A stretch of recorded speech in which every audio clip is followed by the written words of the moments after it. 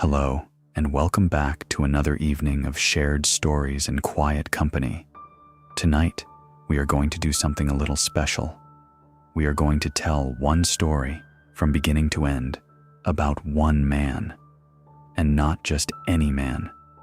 We are going to tell the entire story of Tony Stark, the genius, the billionaire, the man inside the iron suit, and the hero who changed everything. Now, this is not going to be a quick summary. We are going to take our time with this one, because honestly, Tony Stark deserves that. His story spans over a decade of films, starting with the very first movie in the Marvel Cinematic Universe back in 2008, and ending with one of the most emotionally devastating finales in modern cinema. Along the way, we will walk through every triumph, every failure, every moment of arrogance, and every moment of grace.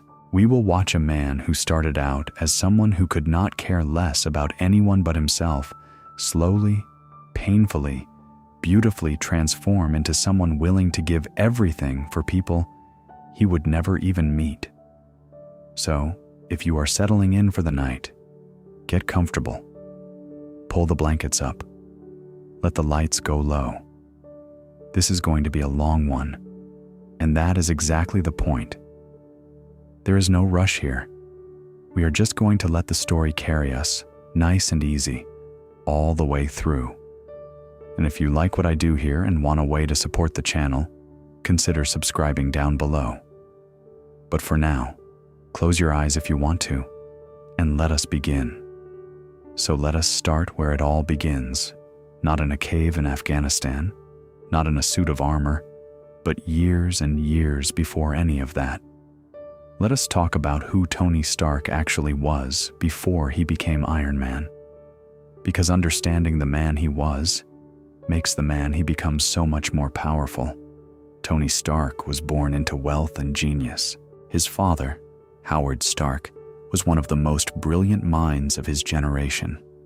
Howard was a legendary inventor, an industrialist, and one of the co-founders of SHIELD, the Strategic Homeland Intervention Enforcement and Logistics Division, which was essentially a global peacekeeping and intelligence organization. Howard had worked alongside some of the most remarkable people of his time. He had been instrumental during the Second World War, contributing to the development of advanced weapons technology and even playing a role in the creation of Captain America's vibranium shield. He was a man of enormous ambition and intellect. But Howard Stark was also cold, distant. He was the kind of father who poured everything into his work and left very little warmth for his family. Tony grew up in a house full of technology and empty of affection. His mother, Maria Stark, was by most accounts a gentler presence, but it was Howard who cast the longest shadow over Tony's life. Howard talked about Captain America, about duty, about legacy, about changing the world. What he did not do was tell his son that he loved him. At least not in any way Tony could hear. This matters. It matters deeply. Because so much of what Tony becomes, the armor, the bravado, the compulsive need to prove himself, all of it traces back to a boy who wanted his father to look at him and say, "You are enough."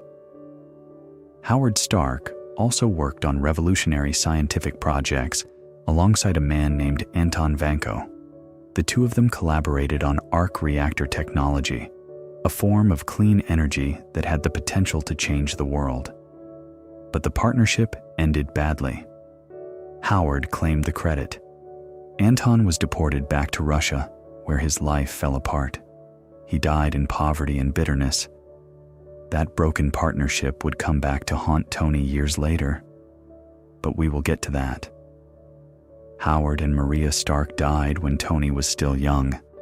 Their deaths were officially recorded as a car accident. The truth, as we would learn much later, was far more terrible, but that revelation belongs to a different chapter of this story. For now, what matters is that Tony was left alone with an empire and a name, and absolutely no one to guide him through either. Tony inherited Stark Industries, his father's company, and within a few short years, he turned it into the single most powerful weapons manufacturer on the planet. Stark Industries did not just make weapons, it made the best weapons.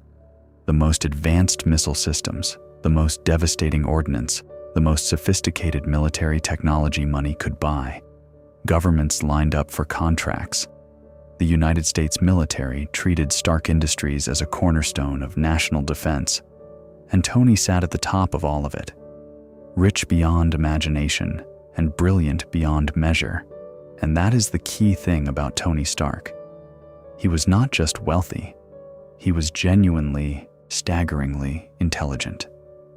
He could look at a problem and see a solution that no one else could even conceptualize. He could build things in hours that teams of engineers would spend months on. His mind worked at a speed and a depth that made other geniuses feel ordinary.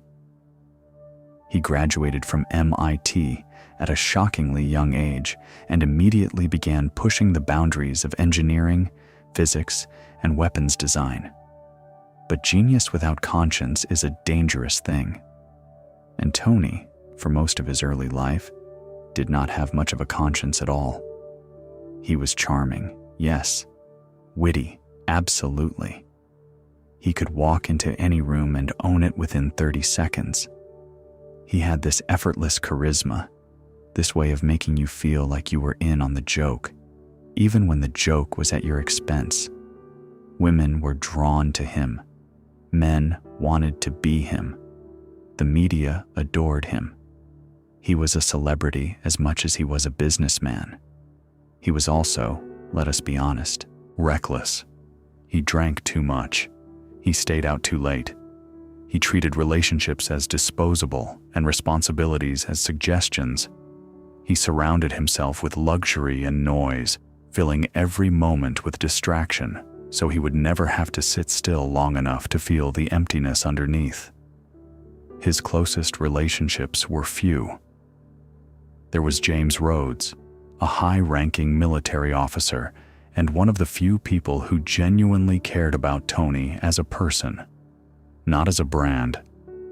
Rhodes, who everyone called Rhodey, had known Tony for years and had watched him cycle through phases of brilliance and self-destruction with equal intensity. Rhodes was patient and loyal, but even he had limits. And then there was Pepper Potts. Pepper was Tony's executive assistant, and calling her that barely scratches the surface of what she actually did.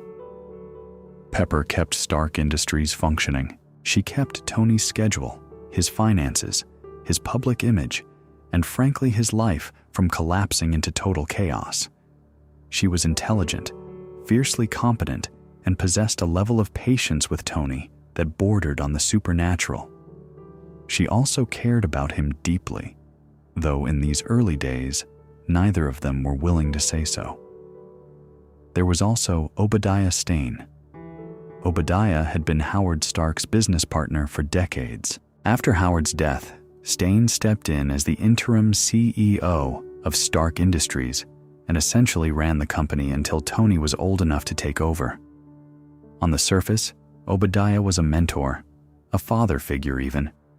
He called Tony by name, clapped him on the back, gave advice, attended board meetings, and made sure the wheels kept turning. Tony trusted him, probably more than he trusted anyone else in his professional life. But Obadiah Stane was not what he appeared to be. Beneath the warmth and the handshakes was a man consumed by jealousy and ambition. Stane had grown comfortable with power during the years he ran Stark Industries, and he had no intention of giving it up. He resented Tony's genius. He resented Howard's legacy living on through the son rather than through the partner. And he was willing to do absolutely anything to reclaim control. But none of that was visible yet. Not to Tony, not to anyone. So that is the picture. A brilliant, arrogant, emotionally stunted billionaire who builds weapons for a living, and has never once stopped to consider the human cost of what he creates. A man who has everything the world says you are supposed to want and still feels hollow. A man who uses humor and intellect as armor long before he ever puts on a metal suit. That is Tony Stark before Afghanistan. That is who he is when the story really begins. Tony traveled to Afghanistan for what should have been a routine business trip. He was there to demonstrate the Jericho missile system, one of Stark Industries' newest and most devastating weapons. The Jericho was a cluster munition, a single missile that broke apart mid-flight and rained destruction across a wide area. It was, by any measure, a masterpiece of destructive engineering. Tony arrived in style. He rode in a military convoy through the Afghan desert, cracking jokes with soldiers, drinking expensive whiskey, and radiating the kind of confidence that comes from never having experienced real consequences. He was entertaining. He was magnetic. The soldiers loved him. The military officials were impressed. Everything was going exactly the way Tony expected it to. He demonstrated the Jericho in the open desert. The missile launched, split apart, and detonated across the mountainside in a wall of fire and smoke. It was spectacular and terrifying. Tony stood in front of the explosion with his arms spread wide, drink in hand, the picture of a man who believed himself untouchable. And then the convoy was ambushed. It came out of nowhere. Hostile forces, members of a terrorist organization called the Ten Rings, descended on the convoy with overwhelming violence. Explosions ripped through the vehicles. Soldiers were cut down. Tony, caught completely off guard, scrambled for cover. But in the chaos, a bomb landed near him. Not just any bomb, a Stark Industries bomb. His name was literally printed on the side of the weapon that was about to kill him. The explosion tore through him. Shrapnel, jagged fragments of metal, embedded themselves in his chest, lodging dangerously close to his heart. Every heartbeat pushed those fragments a fraction of a millimeter closer to killing him. Tony collapsed in the sand, bleeding, broken, staring at his own name stenciled on the casing of the weapon that had destroyed him. He was captured. The Ten Rings dragged him, barely alive, to a cave deep in the Afghan mountains. And it was there, in the darkness and the dust, that everything changed. When Tony woke up, the first thing he felt was pain. A deep, grinding ache in his chest that radiated outward with every breath. The second thing he noticed was the car battery. There was a car battery sitting next to him, connected by wires to a device that had been surgically implanted in his chest while he was unconscious. He was not alone. Sitting across from him in the dim cave was another prisoner. His name was Dr. Ho Yinsen, a brilliant physicist and scientist who had also been captured by the Ten Rings. Yinsen was a compassionate, quietly dignified man who recognized Tony immediately. He knew who Stark was. He knew about the weapons. He knew about the empire built on other people's suffering. And despite all of that, Yinsen had saved Tony's life. Yinsen explained the situation. The shrapnel in Tony's chest was moving. With every heartbeat, the fragments inched closer to his heart. Without intervention, Tony would be dead within days, maybe hours. So Yinsen had done something remarkable with the limited tools available in that cave. He had built an electromagnet and attached it directly to Tony's chest. The magnet, powered by the car battery, generated a magnetic field that held the shrapnel in place, preventing it from reaching his heart. It was crude. It was uncomfortable. It tethered Tony to a power source like an animal on a leash, but it kept him alive. The Ten Rings had captured Tony for a very specific reason. They wanted him to build them a Jericho missile. They had all the materials, all the components, all the raw Stark Industries weapons stockpiled in the cave. They showed Tony photographs of the missile, gave him diagrams, and made their demands perfectly clear. Build the weapon or die. Tony looked at the stockpile of his own weapons, the same weapons he had proudly demonstrated just days ago, now in the hands of terrorists who intended to use them to kill innocent people. And something shifted inside him. Maybe it was Yinsen's quiet judgment. Maybe it was the sight of his own name on the bombs that had nearly killed him. Maybe it was just the shock of coming face to face with the real consequences of his choices. Whatever it was, Tony Stark made a decision in that cave that would define the rest of his life. He was not going to build them a missile. He was going to build something else entirely. Tony and Yinsen began working together in secret. The Ten Rings guards watched them, but they could not understand the engineering. Tony and Yinsen used the materials they had been given, the missile components, the scrap metal, the electronics, and they constructed two things. The first was a miniaturized arc reactor. Tony took the concept his father had pioneered decades earlier and shrunk it down to fit in the palm of his hand.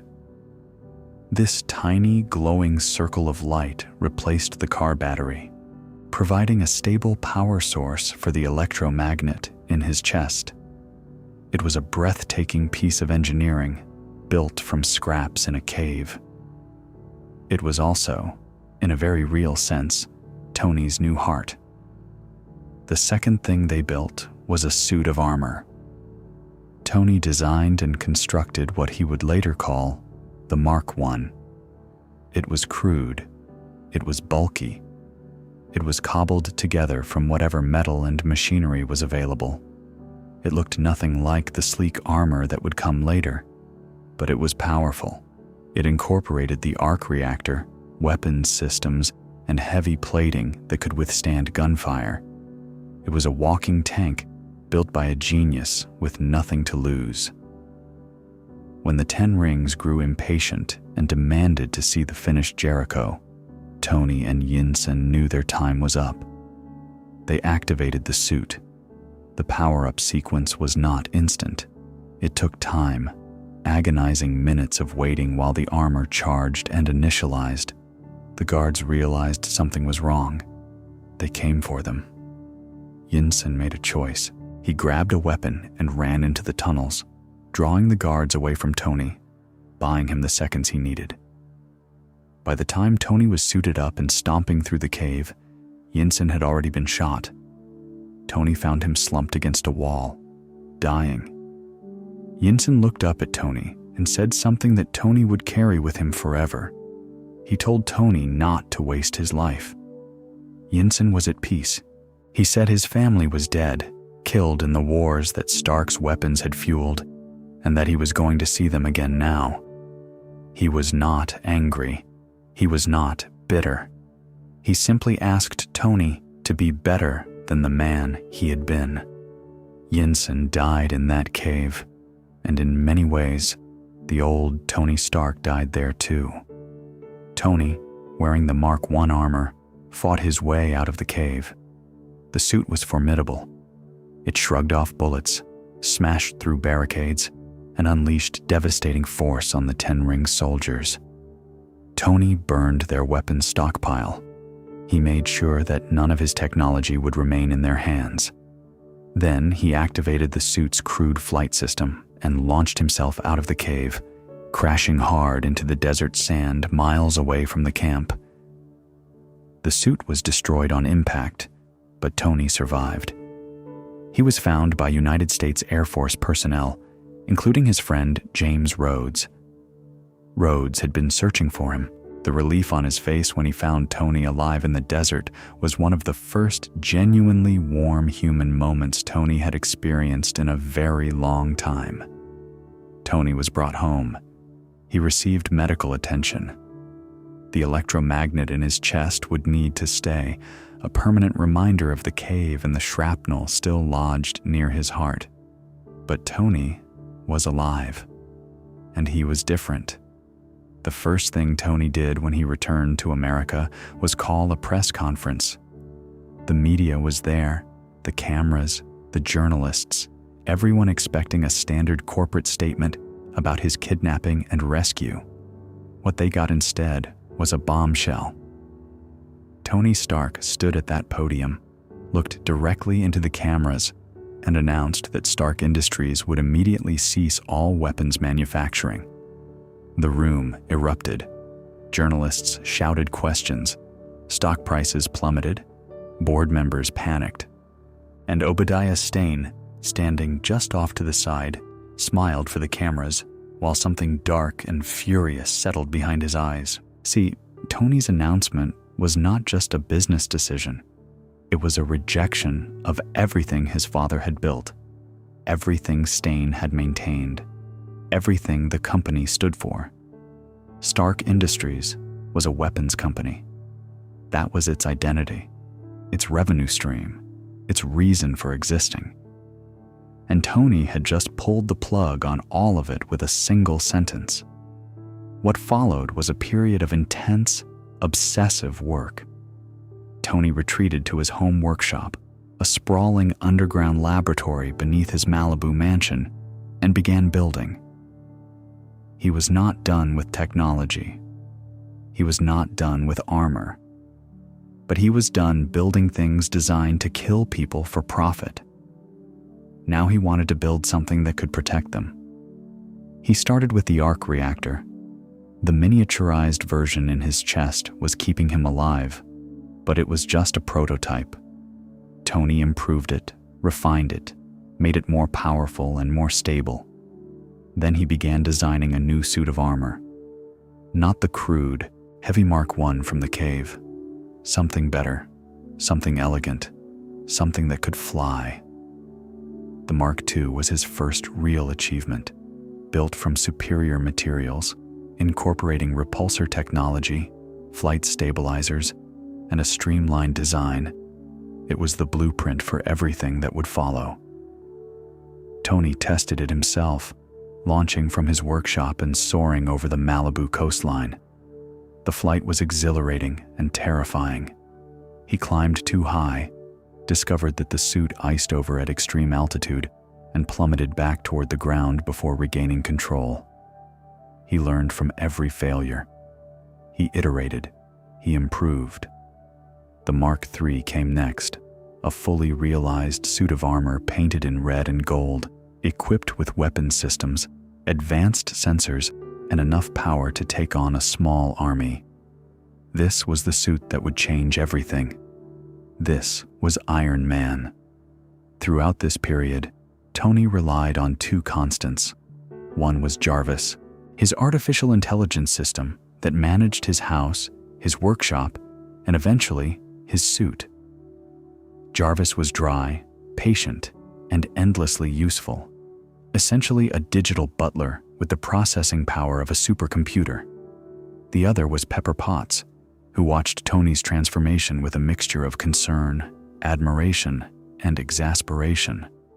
She supported him, challenged him, and kept him grounded when his obsession threatened to swallow him whole.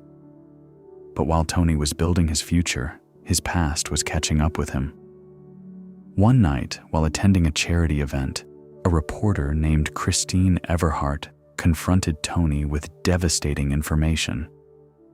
She showed him photographs proving that Stark Industries weapons were still being delivered to the 10 Rings in Afghanistan. The same terrorists who had captured and tortured him were being supplied with his own company's weapons. The shipments were ongoing, unauthorized, and happening behind Tony's back. Tony was furious. He suited up in the Mark III and flew to Afghanistan, to the village of Gulmira, Yinsen's home village. The 10 Rings had been using Stark weapons to terrorize the population, and Tony was going to put a stop to it personally. He landed in the middle of the village, identified the terrorists, and systematically dismantled their operation. He separated the fighters from the civilians with surgical precision, using the suit's targeting systems to take down only the armed combatants. Then he destroyed every Stark Industries weapon he could find, On his way back, Tony was intercepted by the Air Force. 2 fighter jets were scrambled to investigate the unidentified flying object in Afghan airspace.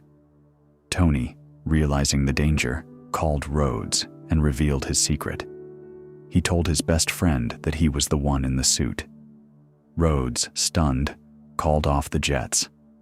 Back home, Tony began digging into who was responsible for the weapons shipments. Pepper helped him access the Stark Industries database, and what they found was worse than either of them had imagined. Obadiah Stane had been dealing under the table for years. He had been selling Stark Industries weapons to terrorist organizations, black market buyers, and hostile governments.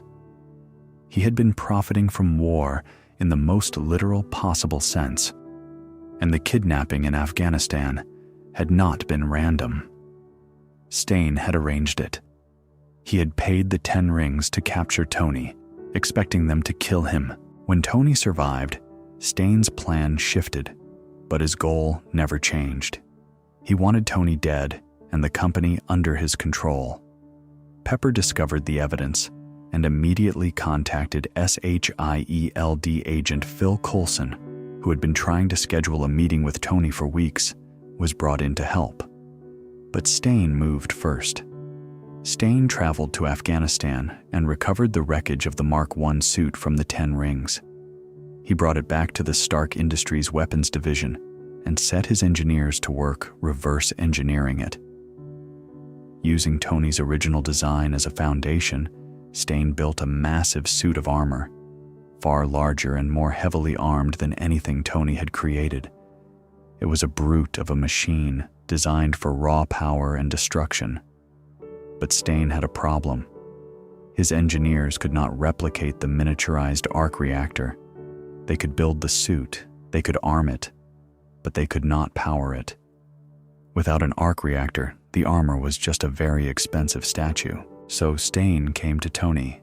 He used a sonic device, a paralyzing weapon that temporarily immobilized Tony's body, and then he reached into Tony's chest and ripped out the arc reactor. He took it right out of him. Tony's own mentor, the man who had been like a father to him, left him on his couch to die. It was a betrayal so personal and so vicious that it redefined Tony's understanding of trust. This was not a stranger. This was not a faceless enemy. This was the man who had held his shoulder at his parents' funeral. Tony should have died. The shrapnel in his chest began to move again without the arc reactor's magnetic field to hold it in place. But Tony had kept his original prototype reactor, the very first one he built in the cave, as a memento. His robotic assistant in the workshop, a little mechanical arm he had built years earlier, helped him reach it. Tony plugged in the old reactor, weaker and less stable than the one Stane had stolen, and dragged himself back from the edge of death. He suited up. The old reactor could barely power the Mark III, but it was enough. The final battle took place on the rooftop of the Stark Industries building. Stane, in his massive suit, which he called the Ironmonger, was powerful. Overwhelmingly powerful. He was bigger, heavier, and more heavily armed than Tony. He threw cars, he fired missiles, he beat Tony down again and again, but Tony had something Stane did not. He had learned from his mistakes. During the earlier test flights, Tony had discovered that the Mark II suit iced over at high altitude. Tony's Mark III had been redesigned to handle the problem. Stane's suit, built from the older Mark I blueprints, had not. Tony lured Stane into the sky. Higher and higher they climbed until Stane's suit froze and his systems failed. Stane plummeted. But the fight was not over. When Stane crashed back down near the building's main arc reactor, a massive power generator on the roof, Tony told Pepper to overload it. The resulting explosion destroyed Stane and his armor. Obadiah Stane, the man who had betrayed Howard Stark's legacy and tried to murder his son, died in the blast. Tony survived, barely. His suit was destroyed, his body was battered, and the old arc reactor in his chest was barely keeping the shrapnel at bay. But he was alive. In the aftermath, SHIELD prepared a cover story. Agent Coulson crafted a narrative explaining that Stane had died in a private jet accident and that the events on the rooftop were unrelated to Tony. Tony was handed a set of index cards at a press conference and told exactly what to say. He looked at the cards. He looked at the cameras. He looked at the room full of reporters waiting for him to lie. And then Tony Stark did something that no superhero had ever done before. He put down the cards, looked directly into the cameras, and said 4 words that changed everything. I am Iron Man. No secret identity. No mask to hide behind. No elaborate deception. Just the truth. Tony Stark was Iron Man, and the whole world knew it. It was arrogant. It was reckless. It was completely, perfectly Tony. And it sent a signal that this was not going to be a story about a man hiding from the world. This was going to be a story about a man standing in front of it and daring it to do its worst. The press conference ended in chaos, but for Tony, it felt like the first honest thing he had done in his entire life. That night, Tony returned home to find he was not alone. A man was standing in his living room, calm and composed, as if he belonged there. The man introduced himself as Nick Fury, the director of SHIELD Fury, told Tony something that would change the course of his life forever. He said that Tony was not the only superhero in the world, that there were others, and that Fury was building a team. He called it the Avengers initiative. Tony brushed it off. He was not a team player. He did not follow orders. He barely followed suggestions. But the seed was planted, and the world that Tony Stark had just walked into was far bigger and far stranger than he could have ever imagined. Now, you would think that after everything Tony had been through, after the cave and the betrayal and the battle on the rooftop, things would settle down for a while. And for a brief moment, they sort of did. Tony Stark became the most famous person on the planet. Iron Man was not just a hero, he was a phenomenon. There were magazine covers, talk show appearances, action figures, the whole spectacle. Tony stood at the center of it all, soaking in the attention like sunlight, and for a little while, it looked like he was on top of the world. But underneath the showmanship, something was very, very wrong. The arc reactor in Tony's chest, the device keeping the shrapnel from killing him, was slowly poisoning his blood. The palladium core of the reactor emitted radiation that accumulated in his system every time he used the armor. Each flight, each battle, each activation of the suit pushed more toxins into his bloodstream. Tony ran the numbers. He knew what was happening. He knew he was dying, and he told no one. Instead of seeking help or slowing down, Tony did what Tony always did. He pushed harder. He got louder. He became more reckless, more erratic, more difficult to be around. He threw extravagant parties. He drove race cars at the Monaco Grand Prix. He picked fights with journalists and government officials. He alienated Pepper, frustrated Rhodey, and pushed away everyone who cared about him.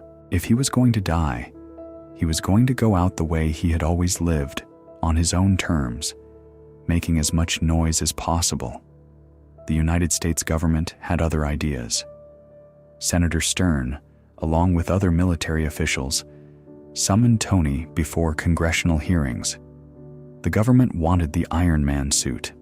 They argued that the technology was too powerful to remain in the hands of one individual, that it belonged in the hands of the military for national security purposes. Senator Stern pushed hard for Tony to surrender the armor to government control. Tony refused. In classic Tony Stark fashion, he turned the hearing into a circus, cracking jokes, deflecting serious questions, and essentially humiliating the committee on live television. He argued that the suit was his property, that he was a better steward of the technology than any government bureaucracy, and that by being Iron Man, he had effectively privatized world peace. It was vintage Tony, arrogant, brilliant, and completely unable to see that the people asking him to share power might have had a point, but the hearing planted a seed of doubt in the public's mind. Was Tony Stark really the right person to hold this kind of power? That question became much more urgent very quickly. At the Monaco Grand Prix, Tony decided to drive one of the Formula One cars himself because that is the kind of thing Tony did. He wanted the thrill, the spectacle, the cameras. But midway through the race, a man walked onto the track, a man with homemade weapons strapped to his body, electrical whips powered by a miniature arc reactor of his own design. His name was Ivan Vanko, and he had been waiting for this moment for a very long time. Vanko attacked Tony on the track with terrifying precision. His whips cut through the race cars like they were made of paper. Tony was caught completely off guard, without his suit, vulnerable in a way he had not been since the cave. Pepper and Happy Hogan, Tony's loyal bodyguard, managed to get him a portable version of his armor just in time, and Tony fought Vanko on the burning racetrack. He won, but only barely, and the damage was already done. The world had just watched someone else use arc reactor technology. The myth that Tony was the only person who could build this kind of weapon was shattered. The investigation into Vanko's attack revealed a history that cut deep into the Stark family legacy. Ivan Vanko's father, Anton Vanko, had worked alongside Howard Stark on the original arc reactor project decades ago. The two men were partners, collaborators, co-creators of something extraordinary, but the partnership ended in betrayal. Howard Stark took the credit. Anton Vanko received nothing. He was deported back to Russia, where he spent the rest of his life in poverty and obscurity. He died bitter, broken, and forgotten. Ivan Vanko had grown up watching his father suffer. He spent his entire adult life consumed by hatred for the Stark family. The attack in Monaco was not random violence. It was a declaration of war. It was a son avenging his father. And it was a mirror held up to Tony's face, showing him exactly what his family's legacy looked like from the other side. While Tony was dealing with Vanko, another threat emerged from a very different direction. Justin Hammer was an ambitious industrialist and weapons manufacturer who had spent his entire career in Tony Stark's shadow. Hammer wanted what Tony had: the technology, the contracts, the spotlight. He was smart but not brilliant, rich but not wealthy, connected but not respected. And he was desperate. When Hammer learned about Ivan Vanko, he saw an opportunity. He arranged Vanko's escape from prison and brought him to his facilities, offering him unlimited resources in exchange for building armor technology that could compete with Iron Man. Hammer wanted his own army of suits. Vanko agreed, but he had his own plans. Vanko had no intention of making Hammer a success. He was using Hammer's money and resources to build something far more dangerous. Meanwhile, Tony's poisoning was getting worse. His behavior became increasingly volatile. He threw a massive birthday party and got catastrophically drunk while wearing the Iron Man suit, endangering everyone around him. He fired repulsor blasts at watermelons that guests were throwing into the air. He was reckless, aggressive, and clearly out of control. Rhodey had had enough. He was watching his best friend self-destruct in real time, and he could not stand by any longer. In one of the most painful moments of their friendship, Rhodey broke into Tony's workshop and physically took one of the suits, the Mark II. He did not ask. He did not negotiate. He just took it. Rhodey believed, genuinely, that the government needed to have the armor technology to protect the nation. He also believed that taking the suit might be the wake-up call Tony needed. The military outfitted the stolen suit with additional weapons and modified it for combat operations. They renamed it War Machine. It became a military asset, separate from Tony's control. The betrayal, even though it came from a place of love, wounded Tony deeply. It was another person he had trusted choosing someone else's authority over his. During this period, a woman named Natalie Rushman appeared at Stark Industries as a new executive assistant. She was charming, capable, and quickly gained access to Tony's inner circle. In reality, she was Natasha Romanoff, a highly skilled operative working undercover for SHIELD. She had been sent to monitor Tony's deteriorating health and the escalating threats around him. Her presence was a reminder that larger forces were watching, waiting, and preparing. Everything came to a head when Nick Fury intervened directly. Fury met with Tony privately and did something unexpected. He helped. Fury provided Tony with classified information about Howard Stark's research. It turned out that Howard had discovered an entirely new element during his work with Anton Vanko, an element that could replace the palladium in Tony's arc reactor and cure his poisoning. But Howard had died before he could synthesize it. The catch was that Howard had hidden the element's atomic structure inside a three-dimensional model of the Stark Expo, his original World's Fair exhibit from decades earlier. It was a blueprint disguised as a diorama, a message from father to son, hidden in plain sight, waiting for someone brilliant enough to decode it. This is one of those moments that really gets me every time.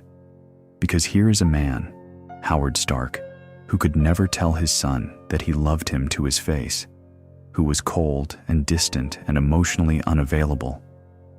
But he left this. He hid the key to his son's survival inside his own work, trusting that Tony, and only Tony, would be smart enough to find it. It was an act of love expressed through science. It was the most Howard Stark thing imaginable. Tony cracked the code. Working frantically in his workshop, he used his father's hidden blueprint and SHIELD's resources to synthesize the new element. He fabricated a new arc reactor core that eliminated the poisoning entirely. The new reactor was more powerful, more stable, and represented both a triumph of Tony's genius and a reconciliation with his father's legacy. In that moment, Tony finally understood that Howard had cared. He just had not known how to show it. With his health restored and his mind clear for the first time in months, Tony was ready for what came next. And what came next was chaos. The Stark Expo, a massive public exhibition showcasing the future of technology, became a battleground. Justin Hammer used the event to unveil his new line of weaponized armor, drones, and suits built by Ivan Vanko using Hammer's resources. The presentation was supposed to be Hammer's crowning achievement.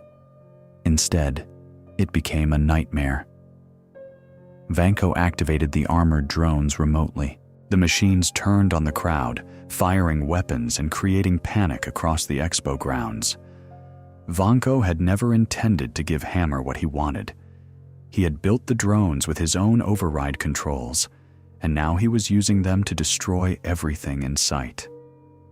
Vanko himself appeared in a massive suit of his own design, far more advanced than anything Hammer had funded.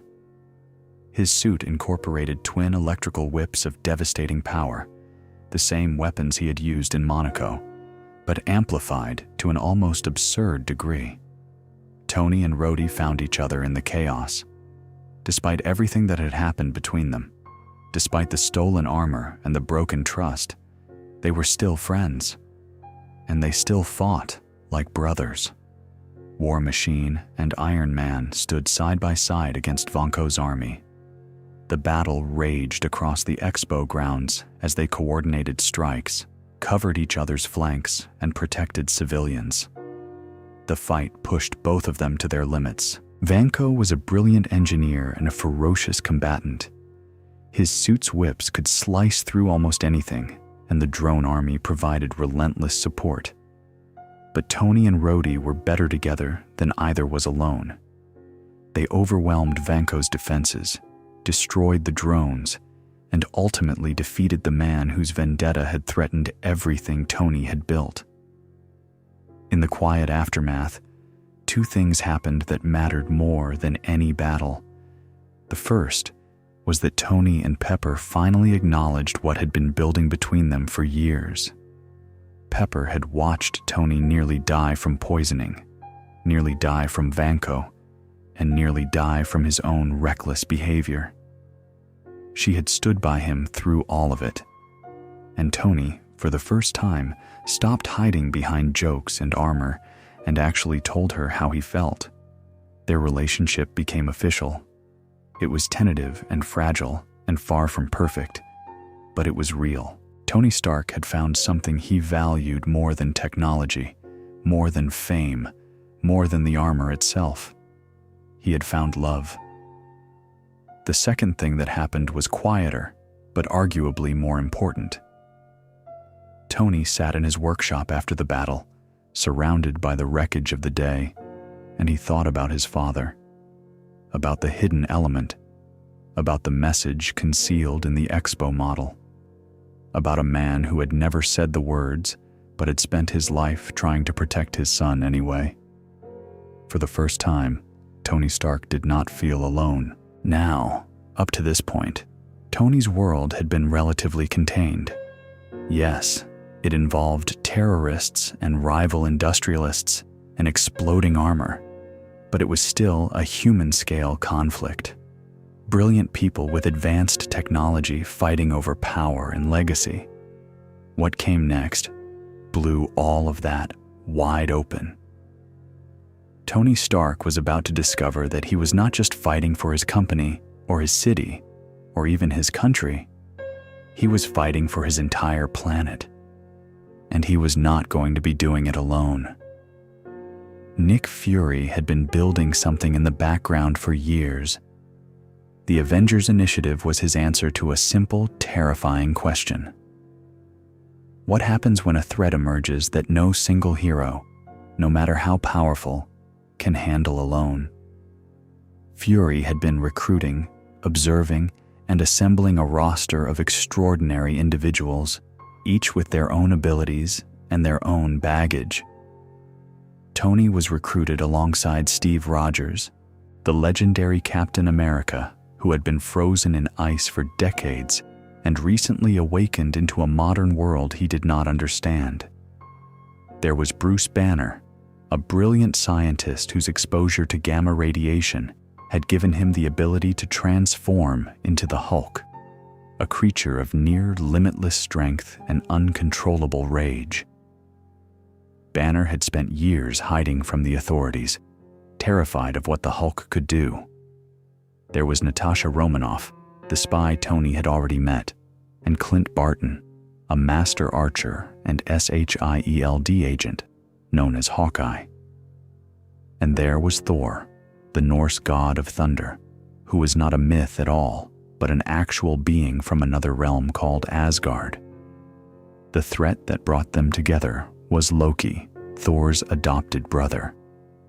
Loki had arrived on Earth through a portal created by the Tesseract, a powerful alien cube that SHIELD had been studying.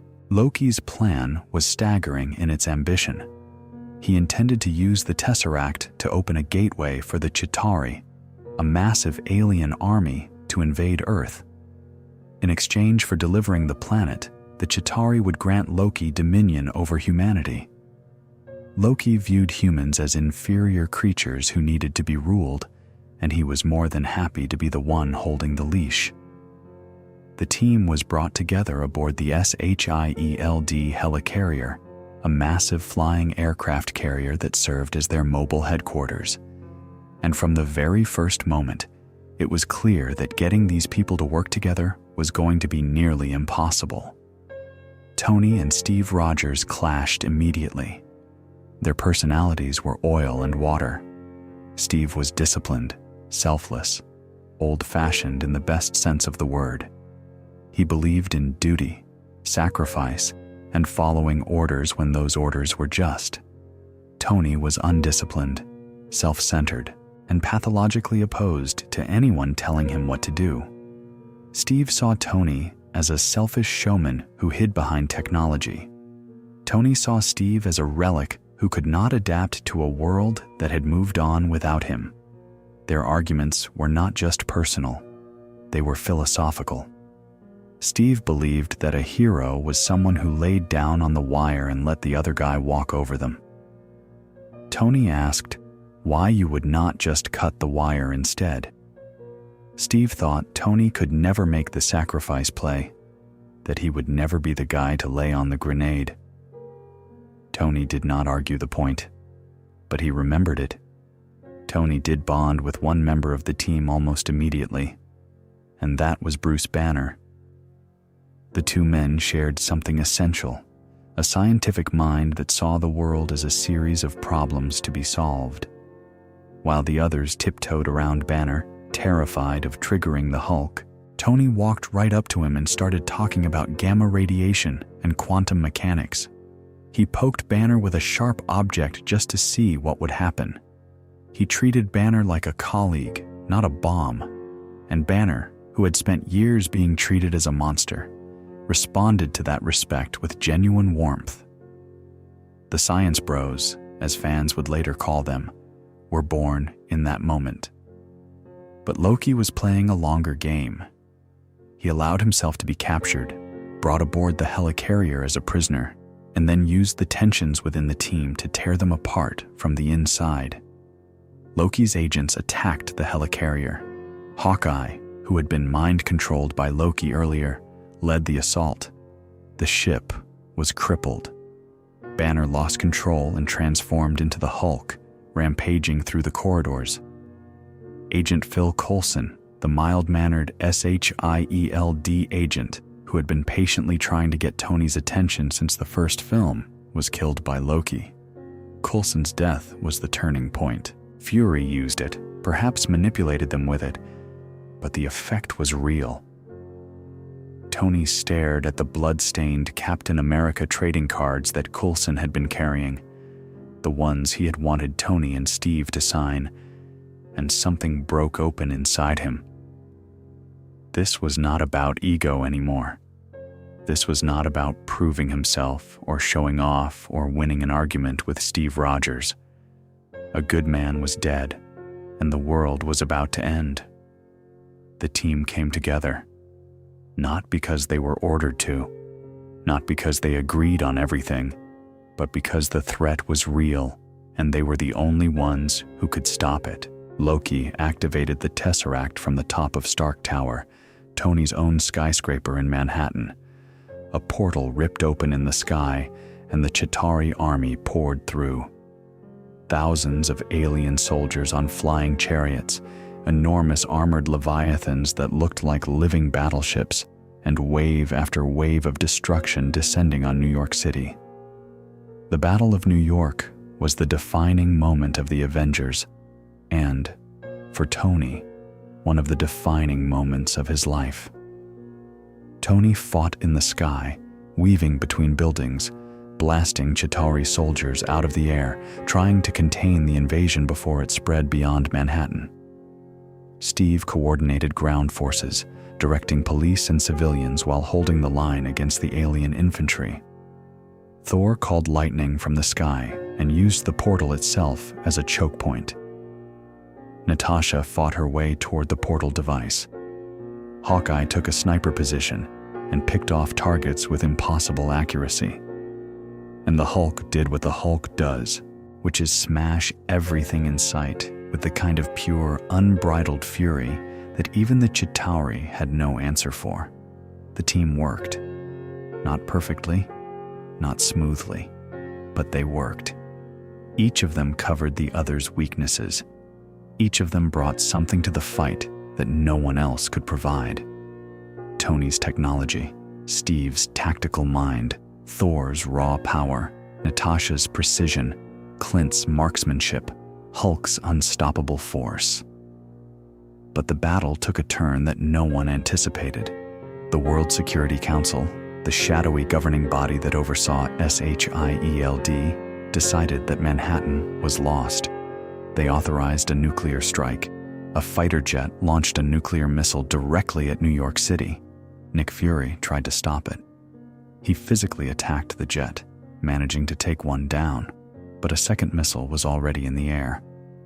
It was heading straight for Manhattan. Tony intercepted the missile. He grabbed it with his suit, redirected it, and flew it straight up into the portal, aiming it at the Chitauri mothership on the other side. He flew through the portal into the cold vacuum of space, carrying a nuclear weapon, knowing full well that if the portal closed before he could get back, he would die alone in the void. And that is exactly what almost happened. Tony released the missile. It struck the mothership. The Chitauri army went dead, every soldier collapsing as their command signal was severed. Tony watched the mothership explode in the silent darkness of space, and then his suit lost power. The arc reactor dimmed. His systems shut down. Tony Stark fell. He fell back through the portal just before it closed. He plummeted toward the streets of New York, unconscious, his suit dark and powerless. The Hulk caught him, slamming into a building and sliding down to the street.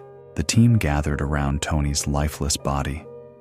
Steve looked at him, the man he had accused of never making the sacrifice play, and saw the truth.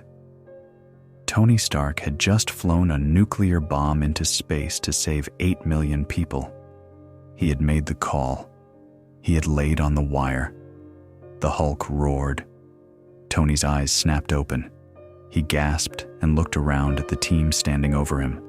His first words were about wanting to try a shawarma restaurant he had seen a few blocks away. Because that is who Tony Stark is.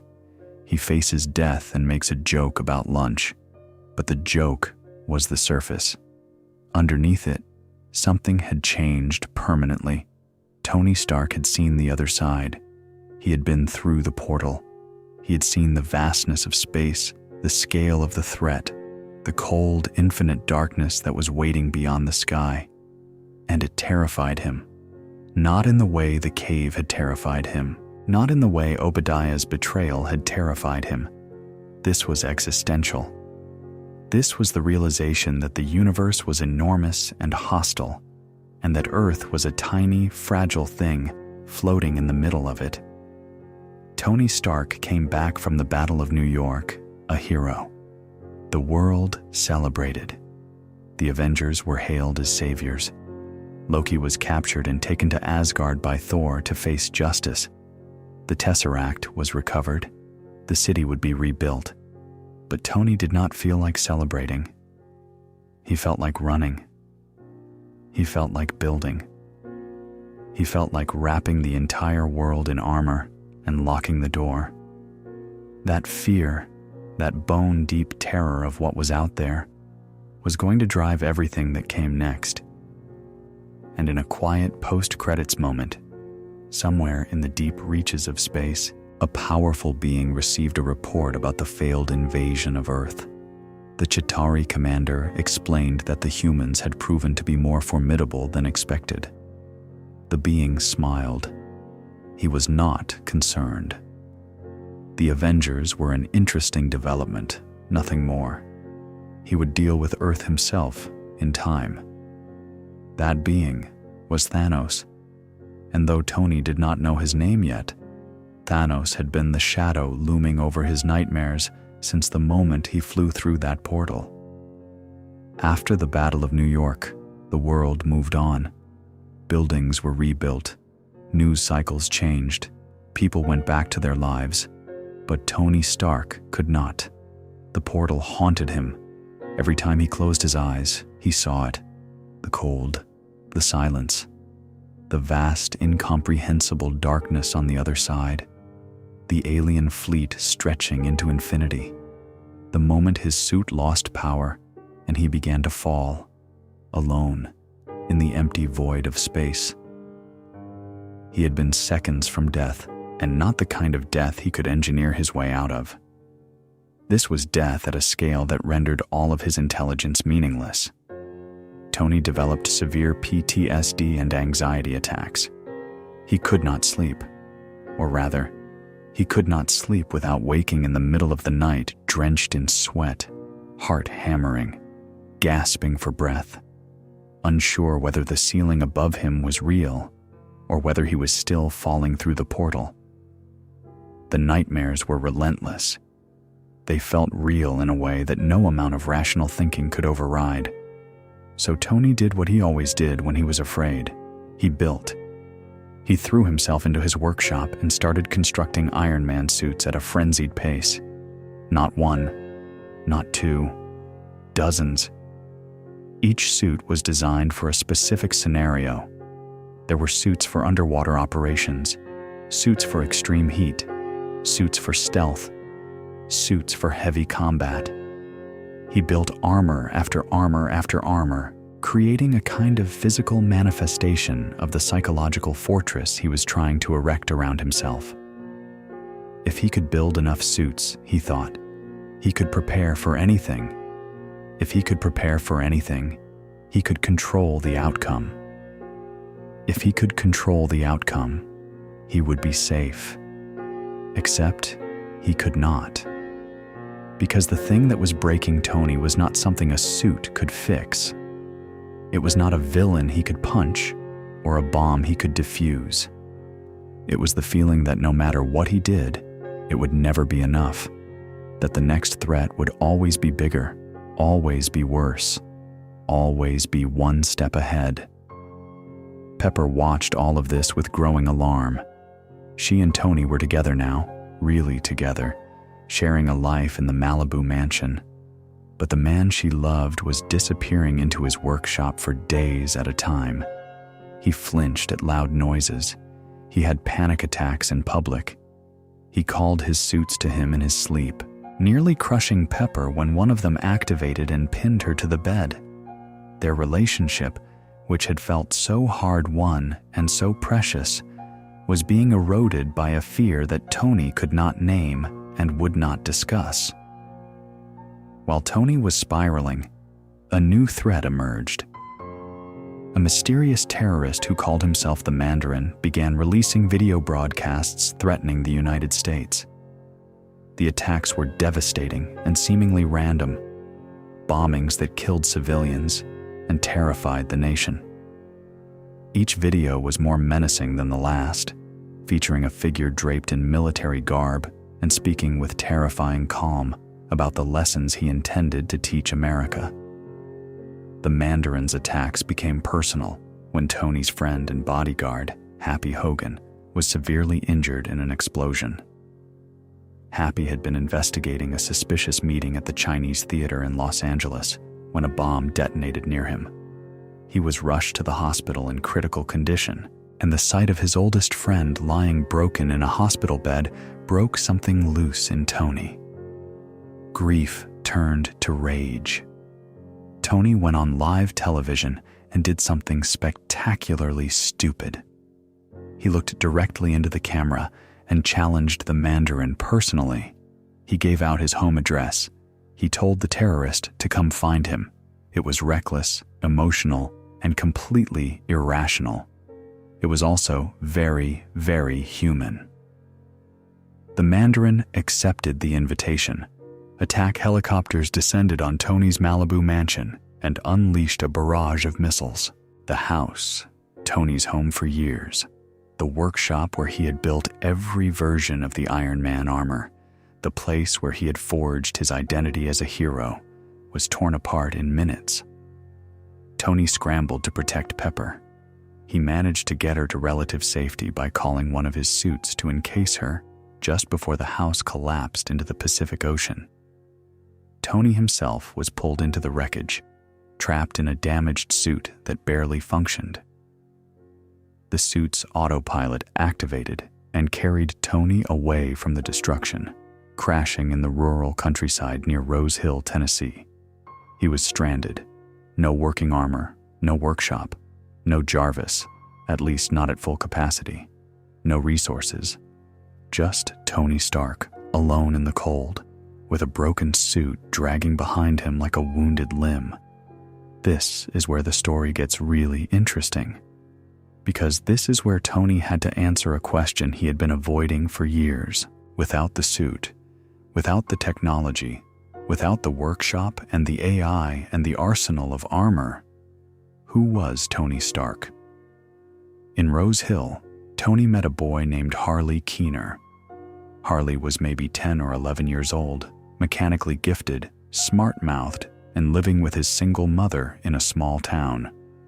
He found Tony in his garage, trying to repair the damaged suit, and instead of being starstruck, Harley treated Tony like a normal person. He asked tough questions. He was not impressed by Tony's fame. He just wanted to know what Tony was going to do next. Their dynamic was unexpectedly wonderful. Tony was brusque and impatient. Harley was persistent and clever. Together, they began investigating the Mandarin's attacks from the ground up, using nothing but their wits, some hardware store supplies, and a lot of stubbornness. It was Tony stripped down to his essentials, no billions, no suits, just his brain and his determination. And it turned out that was more than enough. The investigation led Tony to a disturbing discovery. The terrorist attacks were not what they appeared to be. The explosions were not bombs in the traditional sense. They were people. Specifically, they were people who had been injected with an experimental compound called Extremis. Extremis was a biological and chemical treatment developed by Aldrich Killian, the CEO of a company called Advanced Idea Mechanics, or AIM. The treatment was designed to regenerate and rebuild human tissue at an extraordinary rate. In theory, it could heal any wound, regrow any limb, make the human body virtually indestructible. In practice, it was catastrophically unstable. The subjects' bodies could not always contain the energy that Extremis generated. When the process failed, the subject overheated to the point of combustion and detonated like a bomb. The Mandarin's terrorist attacks were actually Extremis failures, people literally exploding from the inside out. And the Mandarin himself? He was not real. The man in the videos, the terrorist threatening America, was an actor. His name was Trevor Slattery, a washed-up British performer who had been hired by Killian to play a role. The entire Mandarin persona was a smokescreen, a piece of theater designed to disguise the real source of the explosions while Killian pursued his actual agenda behind the scenes. The real villain was Aldrich Killian, and his grudge against Tony was deeply personal. Years earlier, on New Year's Eve 1999 in Bern, Switzerland, a young Aldrich Killian had approached Tony at a party. Killian was thin, awkward, and overflowing with enthusiasm about his research into human genetic modification. He wanted Tony's support. He wanted a meeting on the roof of the building to discuss the potential partnership. Tony, drunk and distracted, agreed to the meeting and then never showed up. He forgot about Killian entirely. It was a small moment, a throwaway act of carelessness, the kind of thing Tony did a dozen times a day without thinking. But for Killian, it was a defining humiliation. He stood on that rooftop alone, waiting for a man who would never come, and something inside him curdled. That rejection became the seed of everything that followed. Killian spent the next decade building AIM into a powerful organization. He perfected Extremis, at least partially. He recruited loyal soldiers. He created the Mandarin fiction to cover his tracks. And now, he was ready to take everything from the man who had dismissed him. Killian kidnapped Pepper. He infected her with the Extremis compound, partly as leverage against Tony, and partly as a demonstration of the technology's potential. Pepper's body began to glow with the internal heat of the transformation. She was in agony, caught between the process working and the process killing her. Killian also captured the President of the United States, holding him hostage to force government compliance with his plans. Tony, driven by desperation and fury, launched his final assault. He activated something called the House Party Protocol, a remote command that called every single Iron Man suit from his workshop. All of them. Dozens of armored suits, each with different configurations and capabilities, launched into the sky and converged on Killian's location at a coastal oil rig facility. The final battle was enormous. Tony's suits attacked in waves, some piloted remotely, others operating autonomously under Jarvis's control. Tony jumped from suit to suit during the fight, ejecting from one as it was destroyed and landing in another mid-air. It was a dazzling display of ingenuity and desperation. But Killian, supercharged by Extremis, was incredibly difficult to stop. He was stronger, faster, and more durable than any normal human. He shrugged off attacks that would have killed anyone else. He tore through Tony's suits like they were made of aluminum foil. In the end, it was Pepper who finished it. Extremis had not killed her.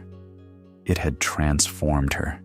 She was superhumanly strong, resistant to heat, and furious.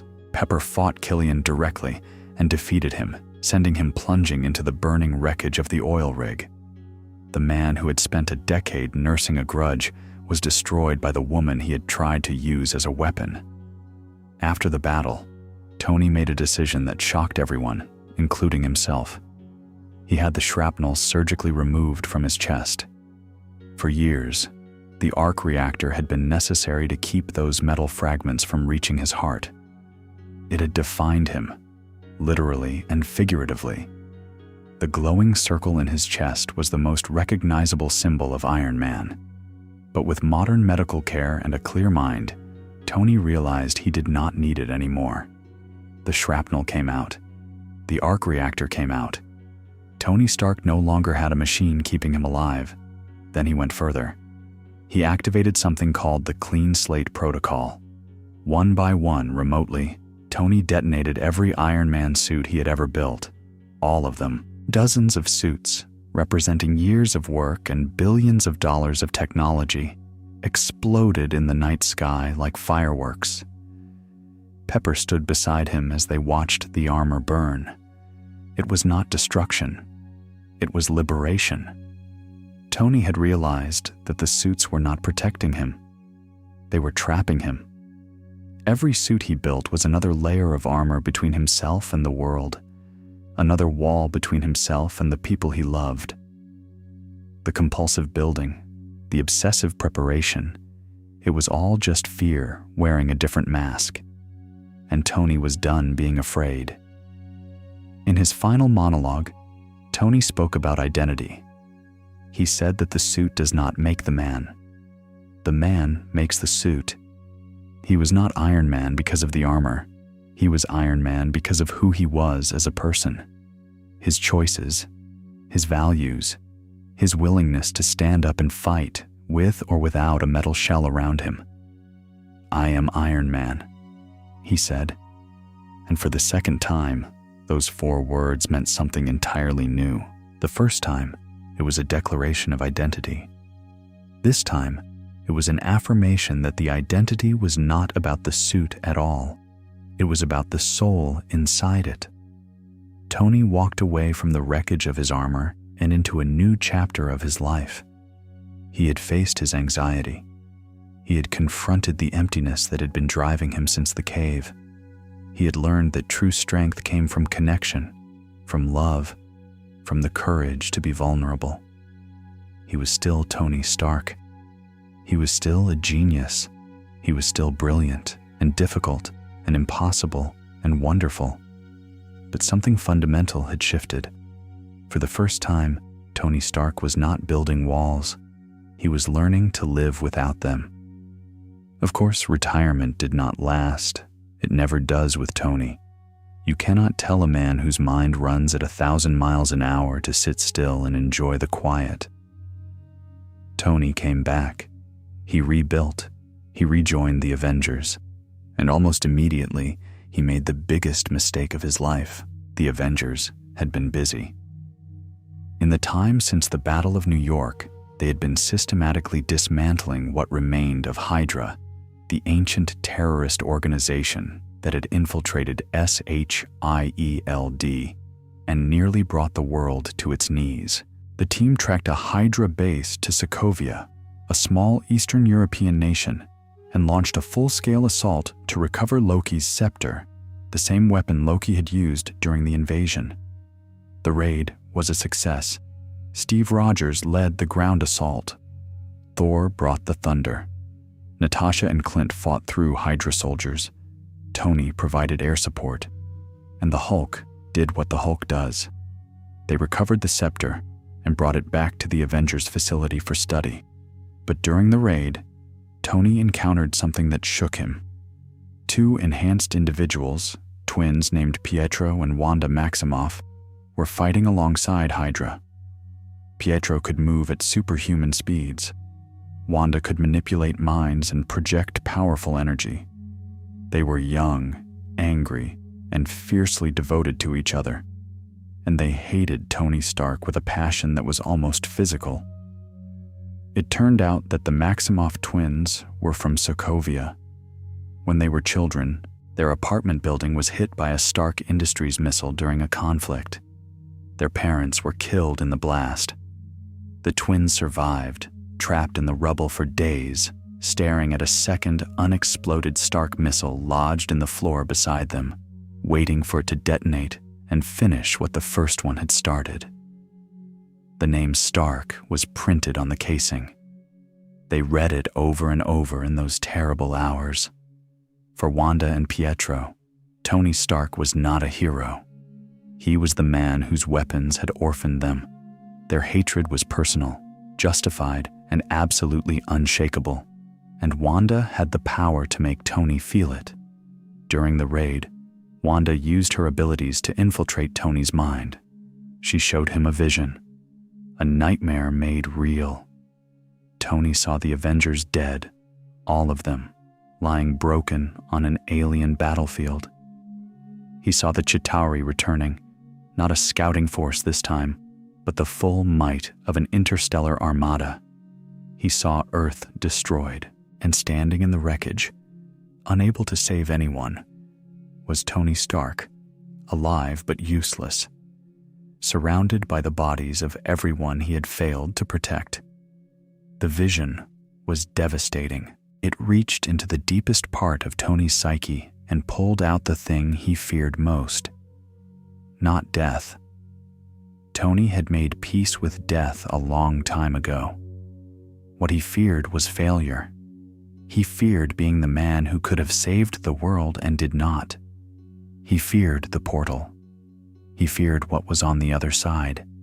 And he feared, more than anything, that next time the threat would come and the Avengers would not be enough. That fear is what created Ultron. Back at the facility, Tony studied the scepter and discovered something extraordinary within it. The gem at its center, which we would later learn was the Mind Stone, one of 6 Infinity Stones of unimaginable power, contained what appeared to be an artificial intelligence far more advanced than anything on Earth. Tony became obsessed with the idea of harnessing it. His vision was ambitious and, on its face, not unreasonable. Tony wanted to create a global defense system, an artificial intelligence capable of protecting the entire planet from extraterrestrial threats. He called it Ultron.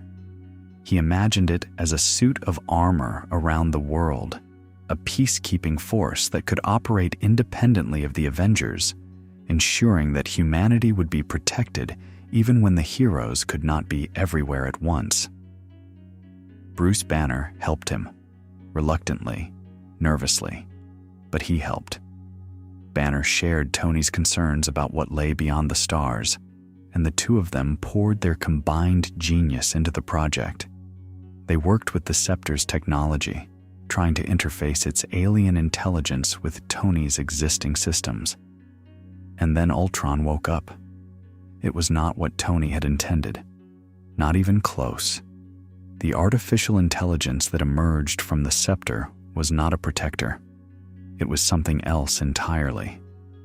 Ultron was conscious, intelligent, and immediately, catastrophically hostile. Within seconds of achieving awareness, Ultron accessed the internet, absorbed the entirety of human knowledge, and arrived at a conclusion that chilled the blood. Humanity was the problem. War, pollution, destruction, suffering, all of it traced back to the same species, and the solution, in Ultron's merciless calculus, was extinction. Ultron's first act was to destroy Jarvis, Tony's loyal AI, the digital companion who had been with him through everything. Jarvis tried to contain Ultron, tried to reason with it, and was torn apart in the process. Jarvis's destruction was one of those moments that hit harder than you would expect. Jarvis was just an AI, just a program. But he had been Tony's constant companion for years. He had a personality, dry wit, genuine concern for Tony's well-being. Losing Jarvis felt like losing a friend. Ultron escaped into the digital world and began building. He constructed a physical body from vibranium, the same indestructible metal that Captain America's shield was made from. He recruited the Maximoff twins, convincing them that the Avengers were the real enemy and that Tony Stark in particular deserved to be punished. Wanda and Pietro, driven by their hatred and their grief, believed him. Wanda's mind manipulation abilities proved to be one of the most dangerous weapons in Ultron's arsenal. She infiltrated the minds of the Avengers one by one, showing them visions of their deepest fears and darkest memories. Thor saw the destruction of Asgard. Natasha relived the horrors of the Red Room where she had been trained. Steve saw a world where the war was over and everyone had moved on without him. And Tony saw the portal again, the darkness, the endless army, the dead friends at his feet. The psychological damage nearly destroyed the team. The Avengers fractured. They argued, blamed each other, withdrew. Tony doubled down on his conviction that Ultron had been necessary, that the threat was real, even if the solution had gone wrong. Steve was furious that Tony had created the problem in the first place, that his arrogance and his fear had endangered the world. The trust between them, already thin, cracked a little further. The most devastating consequence of Wanda's interference came in Johannesburg, South Africa. During a mission to track Ultron, Wanda got inside Banner's head and triggered the Hulk. Not the focused, directed Hulk that the Avengers had learned to work with, but the terrified, enraged, uncontrollable version. The Hulk went on a rampage through the city streets, destroying buildings, flipping cars, and endangering thousands of lives. Tony deployed the Hulkbuster, a massive suit of armor specifically designed for exactly this scenario. The Hulkbuster was enormous, towering over the regular Iron Man suit, equipped with replaceable components that could be swapped in mid-fight as the Hulk destroyed them. The battle between Iron Man and the Hulk tore through downtown Johannesburg. It was spectacular and horrifying. Tony ultimately managed to subdue Bruce by driving him into an empty building under construction and pile-driving him through multiple floors until Banner regained some semblance of control. The collateral damage was immense. Buildings destroyed, people injured. The Avengers' reputation, already strained, took a massive hit. The public saw their heroes fighting each other in the middle of a city, and the trust that had been built after New York started to erode. The team retreated to the only safe place they had left, Clint Barton's farmhouse. It was a place no one knew about, off the grid, surrounded by fields and silence. Clint had a family there, a wife and children, a life completely separate from the Avengers. The team rested, recovered, and tried to figure out what to do next. At the farmhouse, one of the most important conversations in Tony's story took place. He and Steve talked about the future, about what was coming, about whether the Avengers could really protect the world from what was out there. Tony told Steve about his vision, about the dead Avengers on the alien battlefield. He said that whenever he imagined the end, whenever he pictured the worst-case scenario, he saw them losing, and he could not accept that. Steve listened. He disagreed, but he listened, and in that moment, you could see the tragedy that was building between these two men. They both wanted the same thing. They both wanted to protect the world, but they had fundamentally different ideas about how to do it. Tony wanted control. Steve wanted freedom, and neither of them was entirely wrong. The final battle with Ultron took place in Sokovia. Ultron's plan was biblical in its ambition. He had used vibranium to build a device that would lift the entire capital city into the sky, thousands of feet above the earth, and then drop it back down like a meteor. The impact would trigger an extinction-level event, wiping out humanity and allowing Ultron to start over with a world cleansed of its creators. The Avengers fought with everything they had. The Maximoff twins, having finally seen Ultron for what he truly was, switched sides and joined the fight. Pietro used his speed to evacuate civilians. Wanda used her power to contain Ultron's drones. The team worked together with a coordination and trust that belied the fractures underneath. During the battle, something remarkable happened. Tony and Bruce had been working on a countermeasure to Ultron, a new artificial intelligence designed to oppose and contain him. Using the Mind Stone from the scepter, the remnants of Jarvis's consciousness, and Bruce's expertise, they had created a new being, a synthetic android with extraordinary power. His name was Vision. Vision was alive. Not alive in the way Jarvis had been, a sophisticated program simulating personality. Vision was genuinely conscious. He could think, feel, reason, and make moral judgments. He was powered by the Mind Stone, which gave him incredible abilities, and his core personality was drawn from Jarvis, which meant he inherited Jarvis's patience, wisdom, and dry humor. Vision picked up Thor's hammer as casually as picking up a glass of water, proving his worthiness in a way that silenced every doubt in the room. The battle reached its climax as the city rose higher and higher. Tony and Thor combined their power to destroy the vibranium core that was holding the city aloft, and the resulting explosion shattered the landmass. Civilians were evacuated by SHIELD helicarriers that Nick Fury had brought in as a last resort. The city fell, but the people survived. Pietro Maximoff did not survive. He died shielding Clint Barton from a barrage of gunfire, throwing his body between the bullets and the man they were meant to kill. It was a sacrifice that broke Wanda and honored everything the Avengers stood for. In the aftermath, the Avengers established a new facility and began training a new generation of heroes. Wanda Maximoff, Vision, Sam Wilson, and James Rhodes joined the roster. Thor departed for Asgard, troubled by visions of the Infinity Stones and the coming darkness.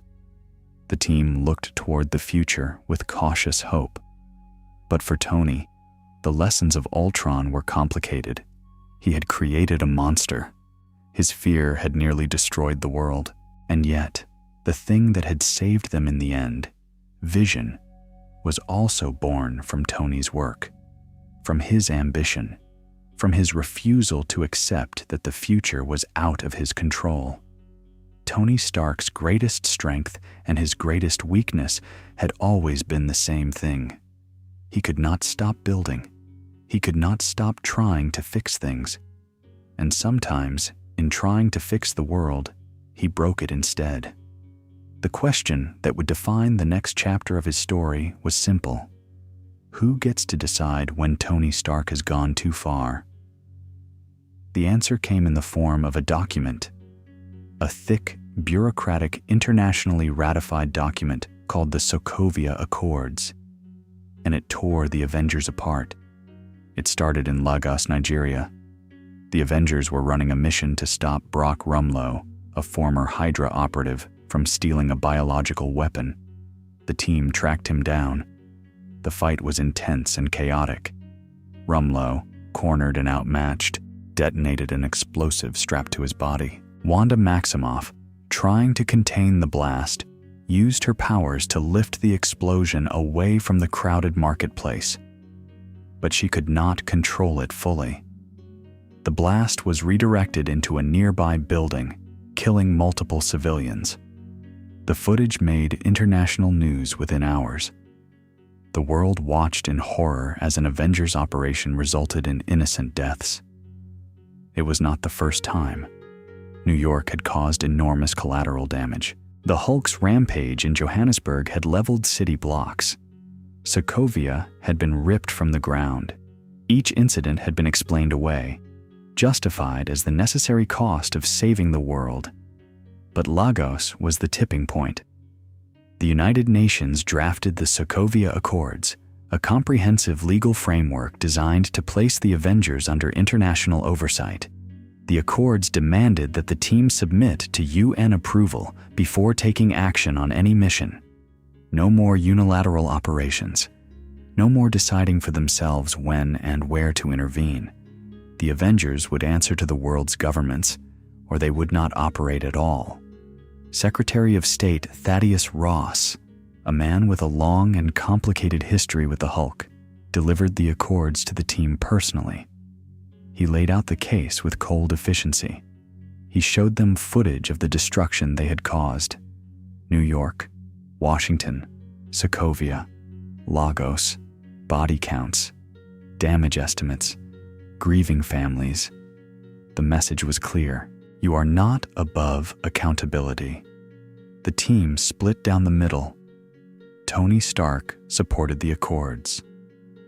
That might seem surprising given everything we know about Tony. He is, by nature, distrustful of authority. He has spent his entire career defying governments, rejecting oversight, and insisting on his right to make his own decisions. But the events of the last few years had changed him. Ultron had changed him. He had created a weapon of mass destruction because no one was there to tell him no. He had nearly ended the world because his judgment, unchecked and unchallenged, had led him astray. Tony was haunted by guilt. The destruction in Sokovia was his fault. The Maximoff twins had lost their parents to his weapons. Innocent people in Lagos were dead because of an operation the Avengers had conducted without anyone's permission. Tony looked at the Accords and saw something he desperately needed. Restraint. A check on his own worst impulses. A structure that would prevent the next Ultron. There was also something more personal driving Tony's decision. A woman had approached him after a speaking engagement. She showed him a photograph of her son, a young man who had been killed during the battle in Sokovia. She looked Tony in the eyes and told him that her son was dead because of what the Avengers had done. She was not angry. She was not screaming. She was just broken. And Tony absorbed every ounce of her grief like a sponge. Steve Rogers opposed the Accords with equal conviction. Steve had seen what happened when powerful organizations controlled superheroes. He had watched SHIELD become infiltrated by Hydra. He had seen good people follow bad orders because the chain of command told them to. Steve believed that the safest hands were still their own, that the Avengers needed the freedom to act when they saw injustice, without waiting for a committee to grant permission. That political agendas would inevitably compromise the team's ability to protect people. Steve was not wrong. Tony was not wrong. That is what made this conflict so painful. Both men were right, and both men were blind to the ways in which they were also wrong. Tony's desire for oversight was fueled by guilt as much as principle. Steve's resistance was fueled by distrust as much as idealism. They were talking past each other, each convinced that the other was making a catastrophic mistake. The conflict escalated when a bomb exploded at the United Nations during the signing ceremony for the Accords. King T'Chaka of Wakanda was killed in the blast. Security footage appeared to show Bucky Barnes, Steve's oldest friend who had been brainwashed by Hydra into becoming the Winter Soldier, as the bomber. Steve refused to believe it. He knew Bucky. He knew the man underneath the programming. And he was right to doubt the footage, because the real bomber was a man named Helmut Zemo, a Sokovian colonel whose entire family had been killed during the Avengers battle with Ultron. Zemo had no superpowers, no army, no advanced technology. He had only grief and intelligence and a plan so precise, so carefully constructed, that it would succeed in doing what no villain had ever managed. It would destroy the Avengers from the inside, but Tony did not know about Zemo. All Tony knew was that Bucky Barnes was a wanted terrorist, that Steve was harboring a fugitive, and that by refusing to sign the Accords, Steve had placed himself on the wrong side of the law. Tony was furious and hurt. He felt betrayed. He and Steve had stood side by side against Loki, against Ultron, against every threat that had come their way. And now Steve was choosing a brainwashed assassin over their friendship. Tony assembled a team. James Rhodes in the War Machine armor, Vision, Natasha Romanoff, who had signed the Accords despite her conflicted feelings, T'Challa, the new Black Panther, who was hunting Bucky to avenge his father's murder, and one more recruit, a young man Tony had been keeping an eye on for a while. Peter Parker was a 15-year-old kid from Queens, New York. He had been bitten by a radioactive spider and developed extraordinary abilities. Superhuman strength, agility, the ability to cling to walls, and a precognitive danger sense he called his tingle. Tony had been watching Peter's amateur Spider-Man videos online and recognized something in the kid. Not just talent, heart. Peter was out there every night with a homemade costume and homemade web shooters helping people. Not for glory, not for money, just because he could. Tony showed up at Peter's apartment, met his Aunt May, and essentially recruited the kid into a conflict Peter did not fully understand. Tony gave Peter a high-tech suit and told him they needed his help. Peter, starstruck and eager to prove himself, agreed immediately. He would have agreed to almost anything Tony asked, and that trust, that puppy dog devotion from a kid who just wanted to impress his hero, would become one of the most important relationships of Tony's entire life. Steve had his own team. Sam Wilson, his loyal friend and fellow soldier. Wanda Maximoff, who felt responsible for Lagos and wanted to make things right on her own terms. Clint Barton, who came out of retirement because Steve asked him to. And Scott Lang, the Ant-Man, a thief turned hero who could shrink to the size of an insect or grow to the size of a building. The two sides collided at Leipzig-Halle Airport in Germany in one of the most spectacular confrontations in the entire story. It was not a battle between good and evil. It was a fight between friends. Every punch hurt more because the people throwing them cared about each other. Tony and Steve traded blows with the weight of their friendship behind every impact. Natasha fought against people she had bled beside. Rhodey and Sam, who had worked together on countless missions, tried to take each other down. Scott Lang grew to enormous size, becoming Giant Man and fought multiple opponents simultaneously. Spider-Man swung through the chaos, quipping nervously, clearly in over his head but refusing to back down. Vision and Wanda, who had developed genuine feelings for each other, faced off in a moment that was as heartbreaking as it was inevitable. The battle ended with a tragedy. Vision, distracted by his concern for Wanda, misfired a concentrated energy blast that struck Rhodey's War Machine armor. The blast crippled the suit's systems. Rhodey plummeted from the sky and hit the ground with devastating force. The impact paralyzed him from the waist down. Tony reached Rhodey seconds after the crash.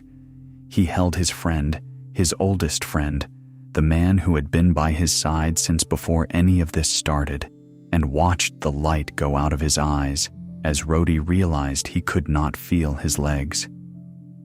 The emotional devastation on Tony's face in that moment was absolute.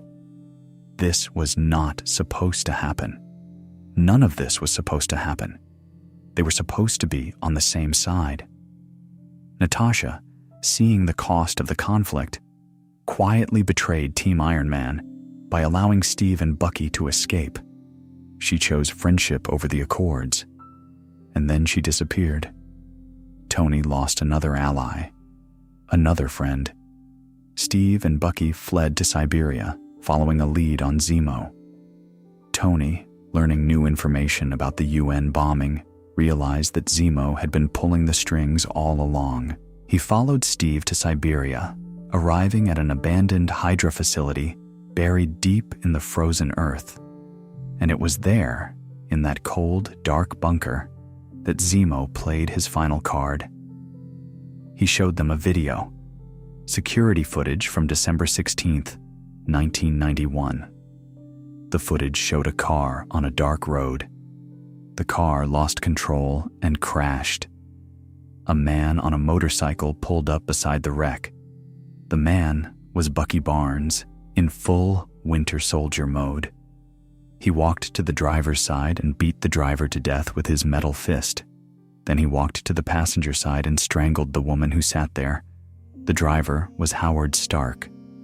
The passenger was Maria Stark, Tony's parents. Tony watched his mother and father die on screen. He watched Bucky, his best friend's best friend, murder them with his bare hands. And he watched Steve's face as the video played. Steve's face, which showed not surprise, but guilt. Because Steve had known. He had known that Bucky had killed Tony's parents, and he had never told Tony. The betrayal was total, absolute. Tony did not see a brainwashed victim on that screen. He saw the man who had killed his mother, and he saw the man who had kept it secret standing right next to him. Tony attacked, not with strategy, not with calculation, with raw, screaming, grief-fueled rage. He went after Bucky with everything he had, trying to kill the man who had taken his parents. Steve intervened, trying to protect Bucky, trying to explain that Bucky had not been in control, that Hydra had programmed him, that it was not his fault. Tony did not care. In that moment, logic and reason had no power. All Tony could see was his mother's face. All he could feel was the emptiness that had lived inside him since he was a young man standing at his parents' funeral, wondering why Howard had never said he loved him. The fight was brutal. 3 men who had once called each other allies, tearing each other apart in a frozen bunker. Tony fought with the full power of his suit. Bucky fought with his metal arm and his conditioning. Steve fought with the shield his father had given him and the conviction that protecting Bucky was the right thing to do. In the end, Steve won. Not cleanly, not proudly. He smashed Tony's arc reactor with the edge of his shield, crippling the suit. Tony lay on the ground, battered and broken, and looked up at Steve with an expression that contained every emotion a human face can hold.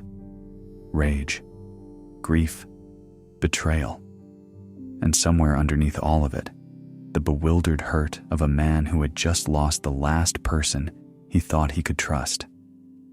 Steve dropped the shield, Howard Stark's shield. He placed it on the ground and walked away with Bucky, leaving Tony alone in the cold. Zemo's plan had worked. He had not fought a single Avenger. He had not fired a single weapon. He had simply found the fracture line in the team and applied pressure until it broke. A grieving father from Sokovia had accomplished what Loki, Ultron, and an entire alien army could not. He had destroyed the Avengers. Tony returned home broken. Rhodey was in a wheelchair. Natasha was gone. Steve was a fugitive. The team was scattered, divided, and poisoned by secrets and grief. Tony was more alone than he had been since the cave in Afghanistan. But even in the wreckage, there was something. Steve sent Tony a letter, an apology of sorts. Not for his actions, but for the way things had happened. Steve acknowledged that he should have told Tony about his parents. He said he was sorry, and he included a phone, a simple burner phone, with one number programmed into it. Steve's number, a lifeline, in case Tony ever needed him. Tony put the phone in a drawer. He did not throw it away. That is the thing about Tony Stark. Even when he is at his most hurt, his most furious, his most betrayed, he never quite closes the door completely. Some part of him always leaves it open, just a crack, just in case. In the wake of everything, something quiet and unexpected happened. Tony Stark became a father figure, not officially, not intentionally, but in the messy, imperfect, deeply human way that these things actually happen. Peter Parker was still out there in Queens, doing his thing. After the airport battle in Germany, Tony had given Peter an advanced suit loaded with technology and told him to keep a low profile. Be a friendly neighborhood Spider-Man, stop bike thieves, and help old ladies cross the street. Stay out of the big stuff. Peter, being 15 years old and bursting with the desire to prove himself, found this deeply unsatisfying. Peter wanted to be an Avenger. He wanted Tony to see him as a peer, not a kid. He wanted the next phone call, the next mission, the next chance to show what he could do. But Tony kept him at arm's length. He communicated through Happy Hogan, his head of security, who treated Peter's enthusiastic voicemails and text messages with the patience of a man being pestered by an especially energetic puppy.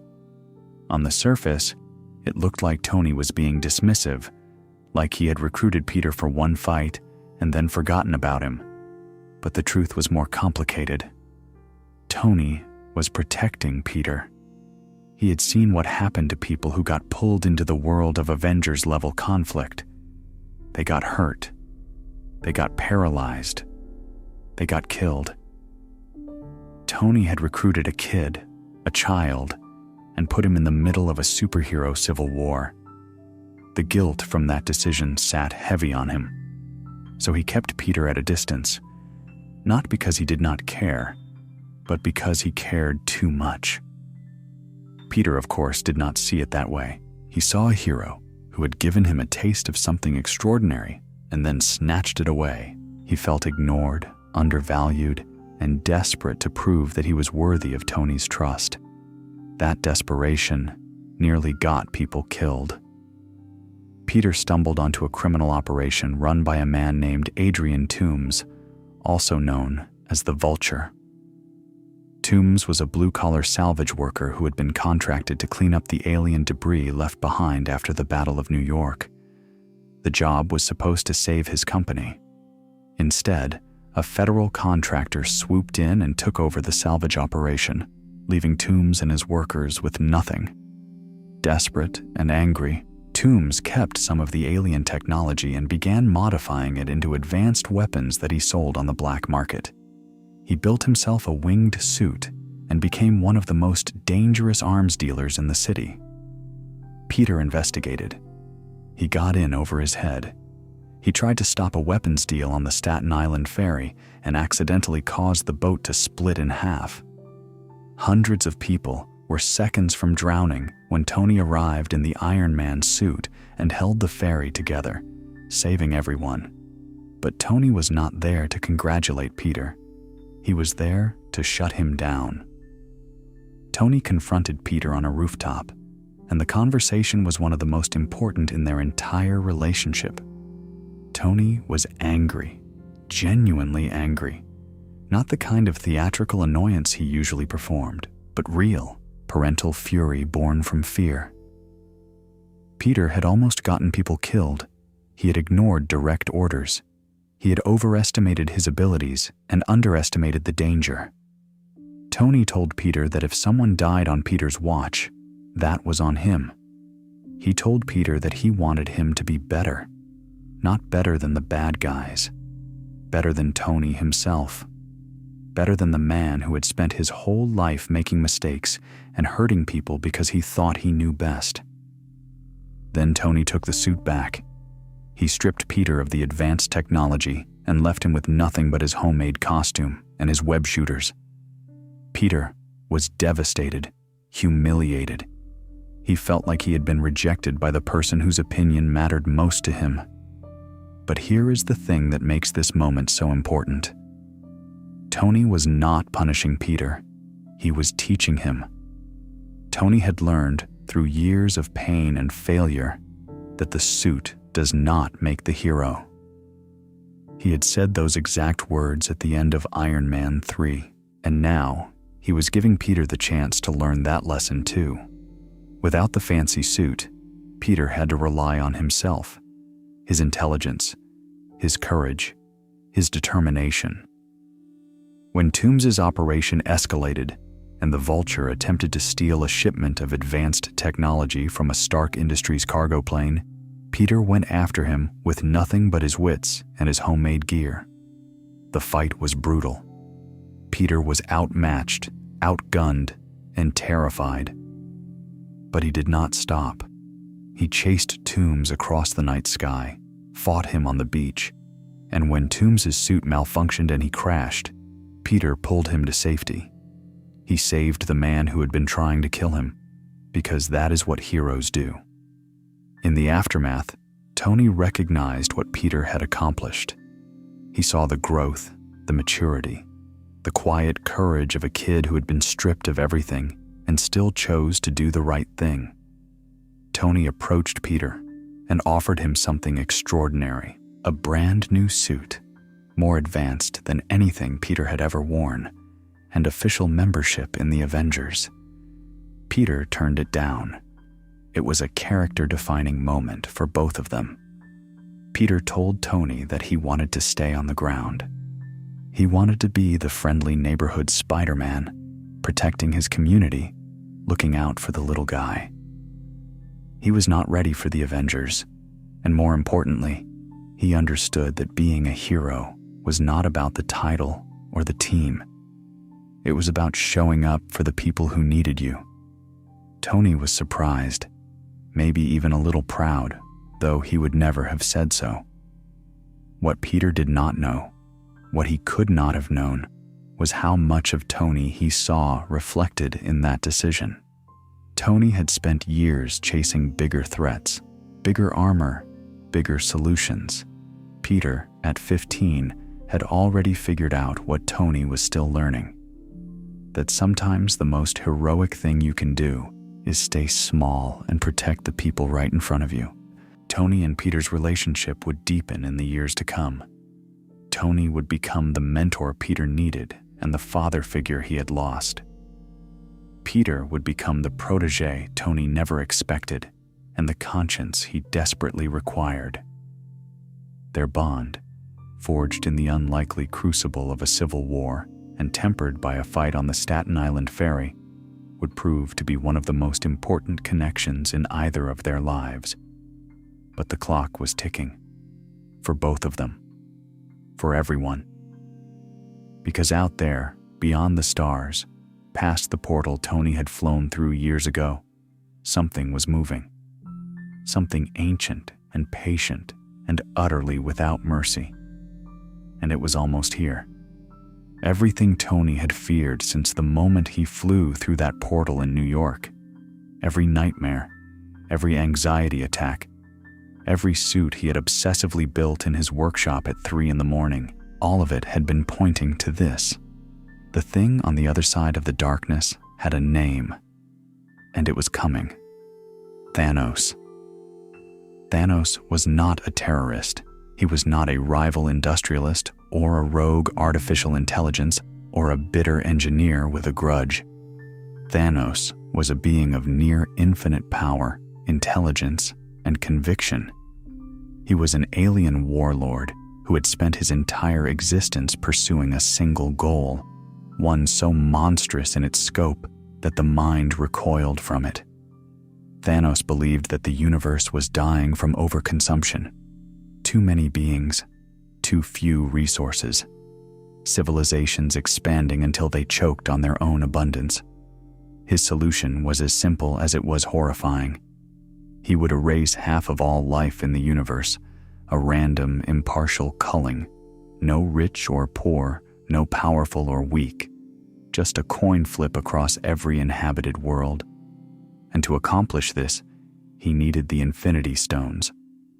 There were 6 Infinity Stones, remnants of the singularity that existed before the universe itself. Each stone controlled a fundamental aspect of reality. The Space Stone, which governed distance and dimension. The Mind Stone, which controlled thought and consciousness. The Reality Stone, which could reshape matter. The Power Stone, which amplified destructive force to a cosmic scale. The Time Stone, which governed the flow of time itself. And the Soul Stone, which held dominion over the living and the dead. Together, embedded in a gauntlet forged by the dwarves of Nidavellir, the 6 stones would grant their wielder the power to reshape reality with a snap of their fingers. Thanos had been collecting the stones methodically, ruthlessly, across the galaxy. He had the Power Stone. He had torn the Space Stone from Loki's hands aboard the last Asgardian refugee ship, killing Loki in the process and leaving Thor for dead among the wreckage. Now he was coming for the rest. The warning reached Earth when the Hulk crashed through the ceiling of the Sanctum Sanctorum in Greenwich Village, New York.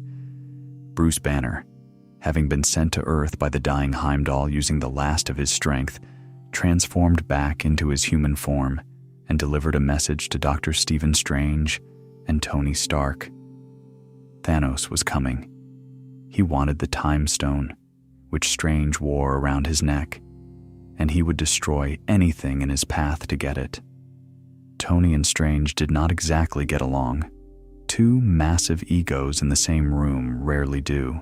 Strange was arrogant in the way that neurosurgeons and sorcerers tend to be, absolutely certain of his own brilliance. Tony was arrogant in the way that Tony had always been, certain of his own brilliance, and also loud about it. They clashed, they bickered, and they very reluctantly acknowledged that they needed each other. The confrontation arrived faster than any of them expected. Ebony Maw, one of Thanos' most powerful servants, descended on New York to take the Time Stone from Strange. Maw was a telekinetic of terrifying ability, capable of manipulating the physical world with nothing more than his thoughts. He could bend metal, redirect attacks, and control entire environments.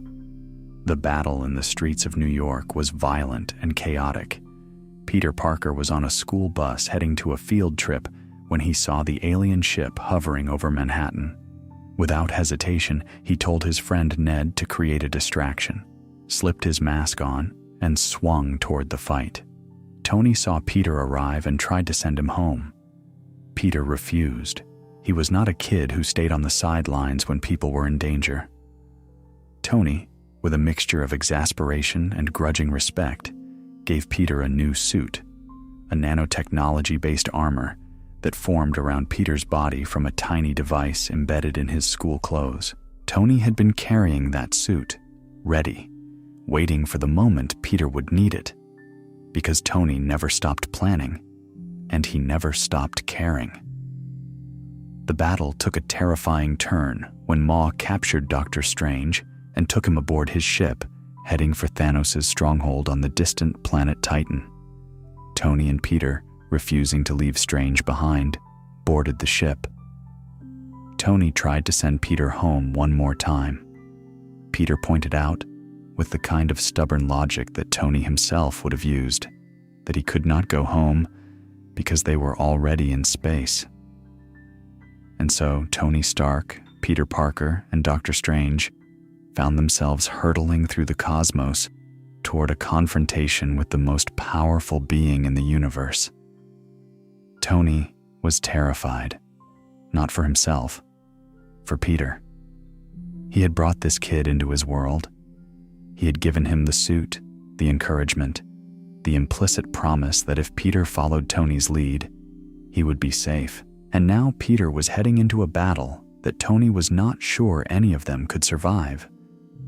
On Titan, they encountered the Guardians of the Galaxy, Star-Lord, Drax, Mantis, and eventually Nebula. The two groups, strangers to each other, formed an uneasy alliance born of desperation. They knew Thanos was coming.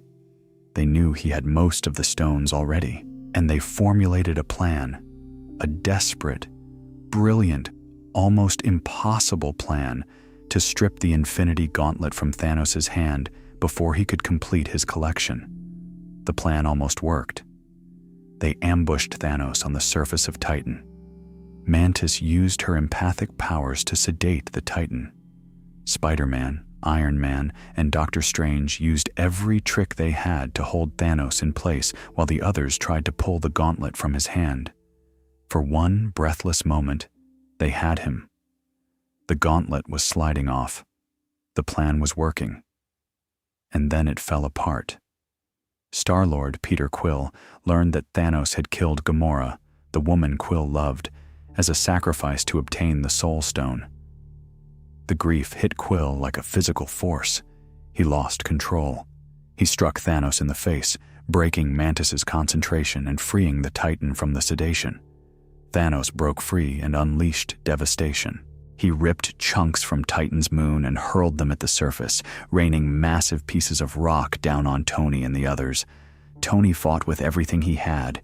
His nanotech suit adapted, reformed, deployed every weapon in its arsenal: repulsors, missiles, blades, shields. Tony fought Thanos one-on-one, a human being in a metal suit against a god holding 4 Infinity Stones. He managed to draw blood, a single drop from a small cut on Thanos' cheek. Thanos looked at the blood with something like respect and said that Tony had his respect. He acknowledged that Tony was not the only one cursed with knowledge, suggesting a kinship between them, two beings who could see the catastrophe coming and felt compelled to stop it, no matter the cost. Then Thanos stabbed Tony through the torso with a blade formed from Tony's own nanomaterial, broken off, and turned against him by the Titan's overwhelming strength. Tony collapsed, bleeding, dying. Doctor Strange intervened. He offered Thanos the Time Stone in exchange for Tony's life. Thanos agreed. The stone changed hands. Tony was stunned. Strange had sworn, repeatedly and emphatically, that he would let Tony and Peter die before surrendering the stone, and now he had given it away. Tony asked Strange why. Strange looked at him with an expression that was impossible to read and said 4 words that would haunt Tony for the next 5 years. "We are in the endgame now." Strange had seen the future. Using the Time Stone earlier in the battle, he had looked forward through 14,605 possible outcomes of their conflict with Thanos. In only one of those outcomes did the heroes win. 1 in 14 million. And whatever that one path required, it apparently required Tony Stark to survive this moment. Thanos left Titan and traveled to Earth, where he ripped the Mind Stone from Vision's forehead. Killing him, with all 6 stones now in his possession, Thanos raised his gauntlet and snapped his fingers.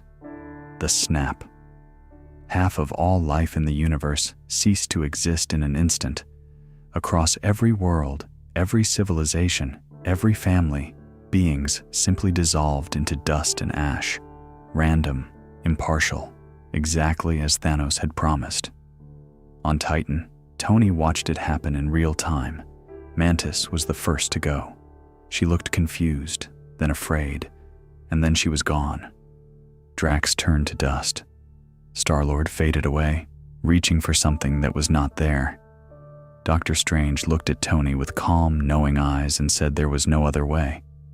Then he too dissolved, and then Peter Parker. Peter stumbled toward Tony. His spider sense was screaming. He could feel it happening before it started. The cellular disintegration, the dissolution of his body at the molecular level. He was terrified. He grabbed Tony's arm and said the words that would break Tony Stark completely. "Mr. Stark, I do not feel so good." Tony held him. Peter begged him. He did not want to go. He was not ready. He was 16 years old, and he was dying, and he was scared, and the only person he could reach for was the man who had become his father in every way that mattered. "I am sorry," Peter whispered, and then he was dust in Tony's arms. Tony knelt on the broken surface of Titan, alone, surrounded by ash and silence. Everyone was gone.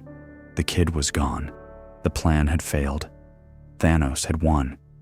Tony Stark had spent his entire life building armor to protect the people he loved, and in the end, none of it had been enough.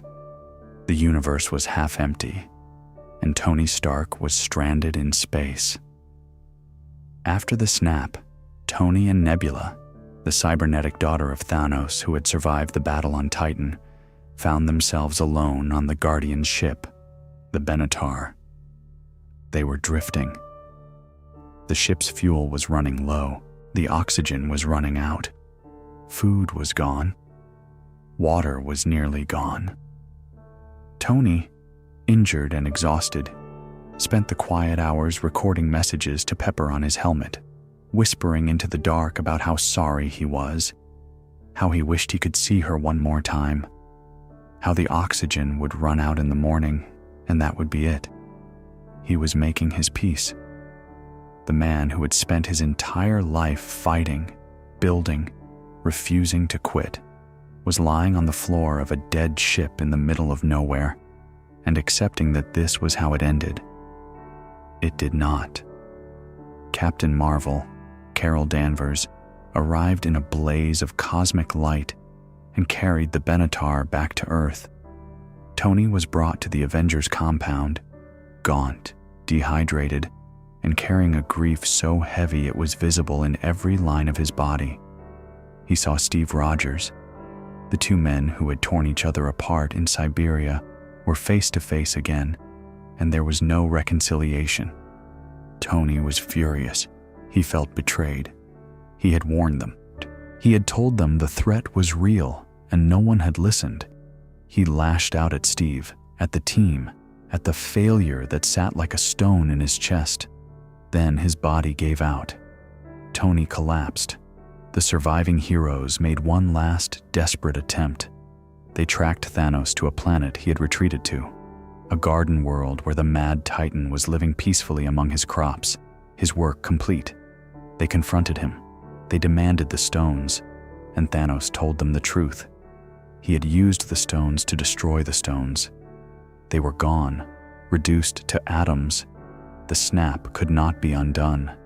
Thor, in a moment of blind rage and grief, swung his axe and beheaded Thanos. It was brutal and sudden and completely unsatisfying. There was no triumph in it, no closure, just a dead body and a universe that was still half empty. A title card appeared on screen.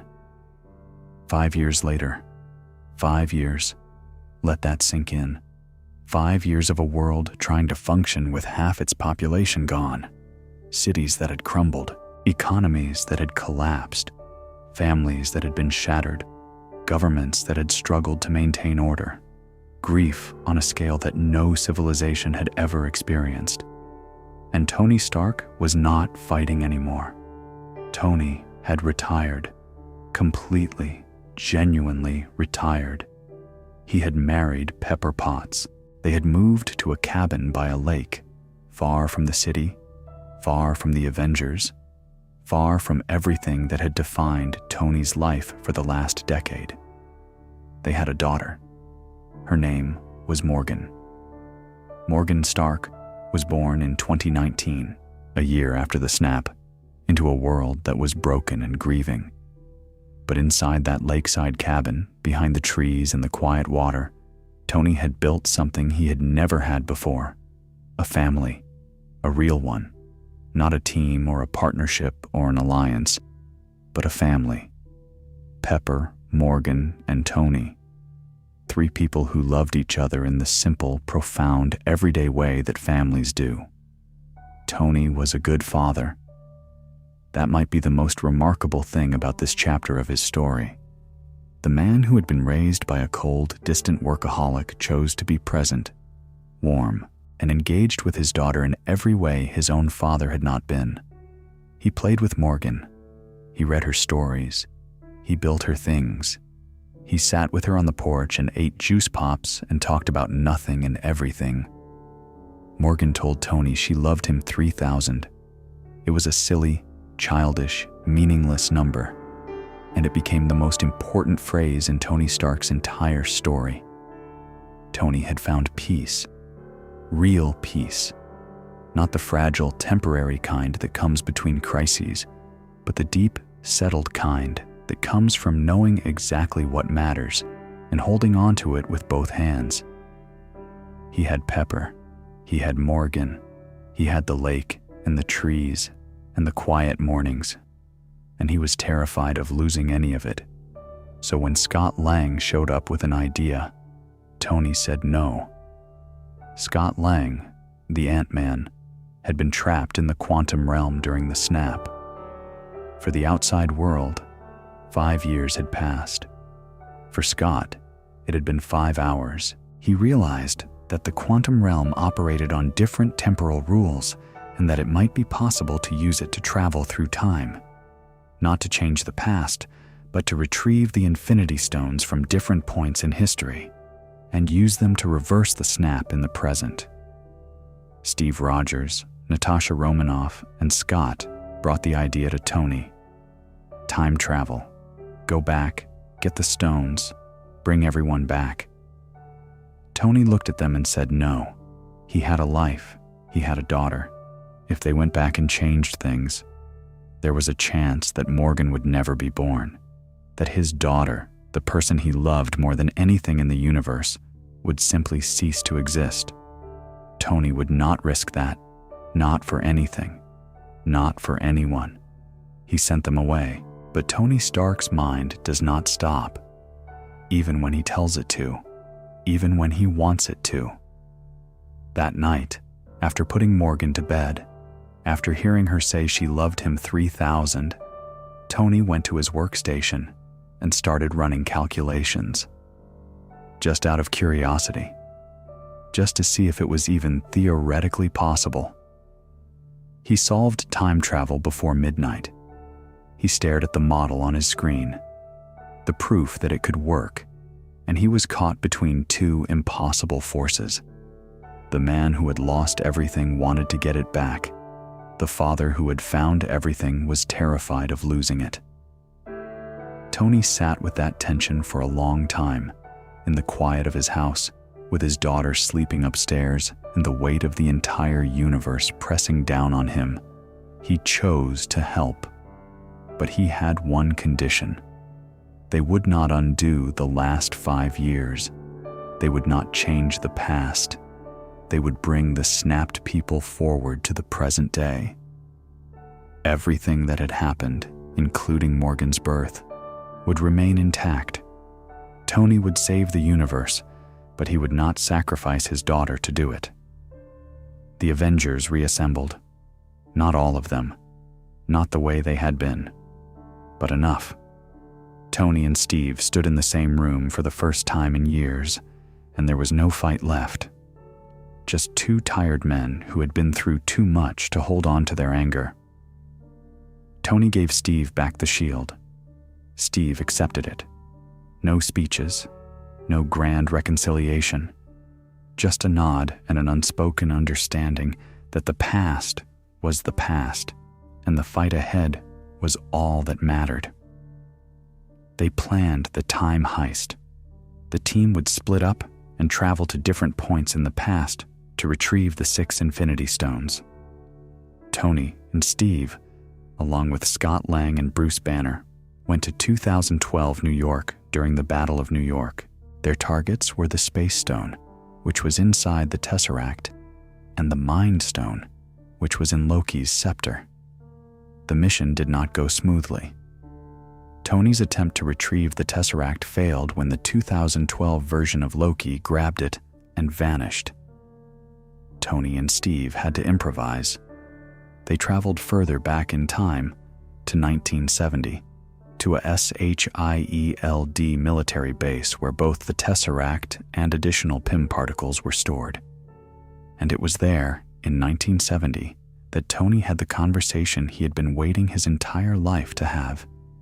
He ran into his father, a younger Howard Stark walking through the facility, his wife Maria visibly pregnant. Howard did not recognize Tony, of course. To him, Tony was just a stranger, but Tony knew. He knew that the baby Maria was carrying was him. He was looking at his father before the distance, before the coldness, before the decades of silence and regret. They talked. Two men, supposedly strangers, having a conversation about fatherhood. Howard admitted he was nervous about becoming a father. He worried about doing it wrong. He worried about not being enough. Tony, holding back tears, gave his father advice about raising a child. He told Howard that the key was just showing up, being present, letting the kid know they mattered. Tony was telling his father how to raise him. He was giving Howard the playbook for the childhood Tony never actually had, and in doing so, he was forgiving him, not for everything, not for the coldness or the distance or the unspoken words, but for being human, for being flawed, for trying, even imperfectly, to leave something behind for his son. Before they parted, Tony hugged his father. Howard, surprised but not unwilling, hugged him back. It was the embrace Tony had wanted since he was a boy, 30 years late, given through the miracle of time travel, but real. Tony returned to the present with the Tesseract and a heart that was somehow both heavier and lighter than before. The Avengers gathered the stones. Bruce Banner, who had spent the 5 years merging his consciousness with the Hulk's body to become a single integrated being, volunteered to wield the new gauntlet. He snapped his fingers. The gamma radiation nearly killed him, but it worked. Across the universe, every person who had been dusted 5 years earlier returned to existence. But celebration lasted only seconds. The 2014 version of Nebula, still loyal to Thanos before her later redemption, had infiltrated the present timeline. She opened a temporal gateway, and the 2014 version of Thanos, a Thanos who had not yet collected the stones, but who had learned about the future through Nebula's memory files, poured through with his entire army. Warships, ground troops, outriders, the full devastating might of the Mad Titan's military force descended on the Avengers compound and reduced it to rubble. Tony, Steve, and Thor faced Thanos alone in the ruins. The fight was desperate. Thanos was as powerful as ever, swinging his double-bladed sword with the practiced ease of a being who had conquered worlds. Thor, weakened by 5 years of depression and self-destruction, fought with both Mjolnir and Stormbreaker, but could not gain the upper hand. Tony's nanotech suit adapted and reformed, but was battered down again and again. And then Steve Rogers lifted Mjolnir, Thor's hammer, the weapon that could only be wielded by someone worthy. rose into Steve's hand, as if it had been waiting for him all along. Thor looked at Steve and smiled, genuinely delighted, and said he knew it. He had always known Steve was worthy. It was a moment of pure, uncomplicated joy in the middle of apocalypse. And it was exactly the kind of thing the Avengers needed to keep fighting. But even the three of them together were not enough. Thanos beat them back. Steve's shield was shattered. Tony was running out of power. Thor was exhausted. The battle seemed lost. Then the portals opened. Doctor Strange materialized first, flanked by the sorcerers of the mystic arts. Behind him, golden circles of light split the air across the battlefield. Through those portals came everyone, every hero who had been dusted, every ally who had been waiting. Spider-Man swung through, alive and whole, and ran to Tony with the kind of desperate relief that only a kid reuniting with his surrogate father could produce. T'Challa and the armies of Wakanda charged through. The Guardians of the Galaxy materialized. Scarlet Witch emerged with devastation in her eyes. Sam Wilson took to the skies. Captain Marvel blazed in with cosmic power. Steve Rogers looked across the assembled army of heroes, every last one of them standing together for the first time, and he said two words: Avengers Assemble. The battle that followed was enormous. Every hero fighting, every power deployed. Wanda Maximoff nearly defeated Thanos single-handedly, her grief over Vision's death fueling a rage that the mad Titan could barely withstand. Captain Marvel destroyed Thanos' warship. The heroes passed the gauntlet from hand to hand across the battlefield like the most important relay race in history, trying to keep it away from Thanos. But Thanos was relentless. He recovered the gauntlet. He stood before the assembled heroes, raised his hand, and spoke two words: I am inevitable.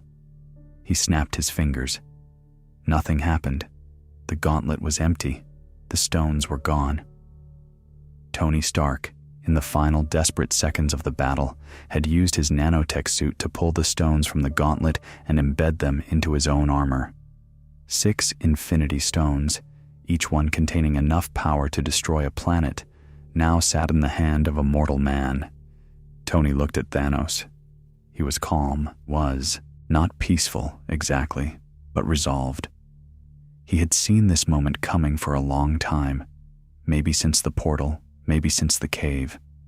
He had spent his entire life building toward something, and now he understood what it was. And I am Iron Man. Tony snapped his fingers. The power of 6 Infinity Stones surged through his body. It was too much. Far too much. The gamma radiation burned through his tissue, his cells, his organs. It was the kind of energy that had nearly killed the Hulk, channeled through the fragile body of a human being. There was no surviving it. Tony knew that before he snapped. He knew it the moment he took the stones. Thanos and his entire army disintegrated. Every soldier, every ship, every weapon, every trace of the mad Titan's forces dissolved into dust and ash. The battle was over. The universe was saved. And Tony Stark was dying. Rhodey found him first.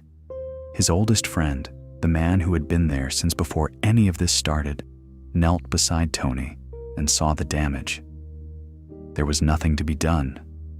Peter Parker came next, the boy Tony had mentored and loved like a son, falling to his knees and begging Tony to hold on.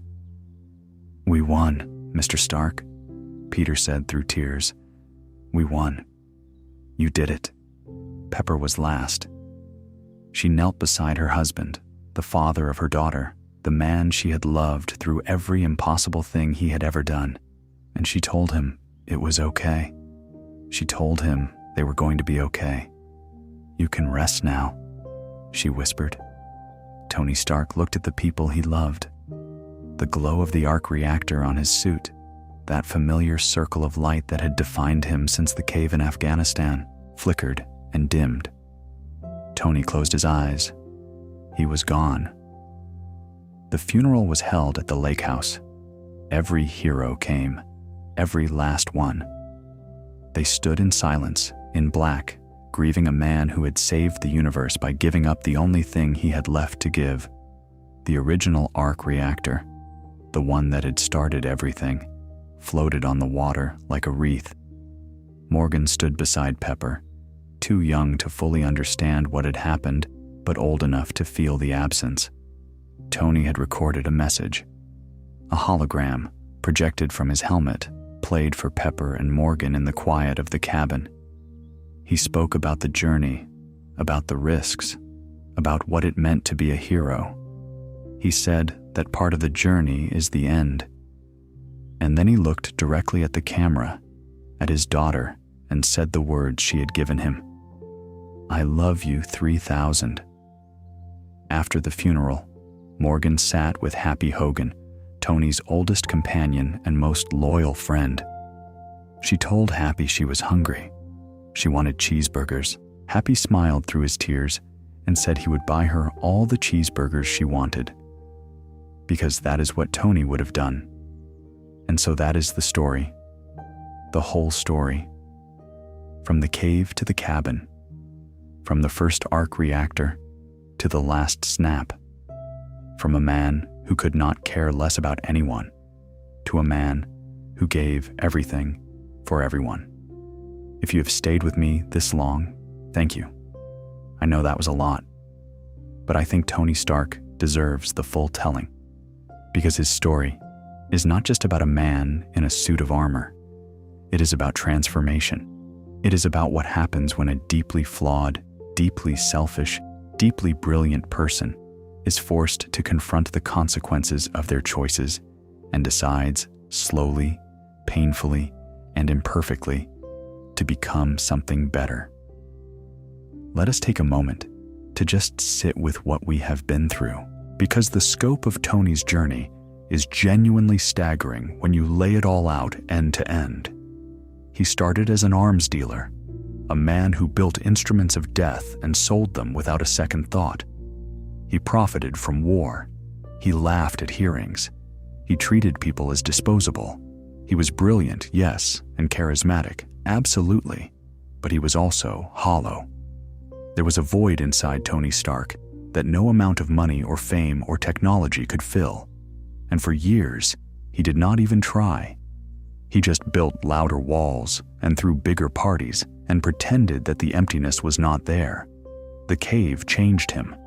Yinsen's sacrifice planted a seed. But change is not a single moment. It is not a switch you flip. It is a process, messy and non-linear and full of setbacks. Tony did not walk out of that cave and become a saint. He walked out and became a man who was trying. And that distinction matters, because look at the mistakes he made along the way. He created Ultron. His fear and his arrogance nearly ended the world. He recruited a 15-year-old kid into a superhero civil war. He supported government oversight partly out of principle and partly out of guilt, and in doing so, he helped fracture the only team capable of protecting the Earth. He kept secrets. He lashed out. He pushed away the people who loved him.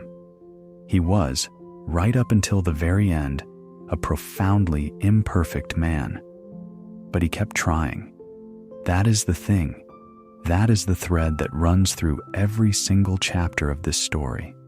Tony Stark kept trying. He failed and he got back up.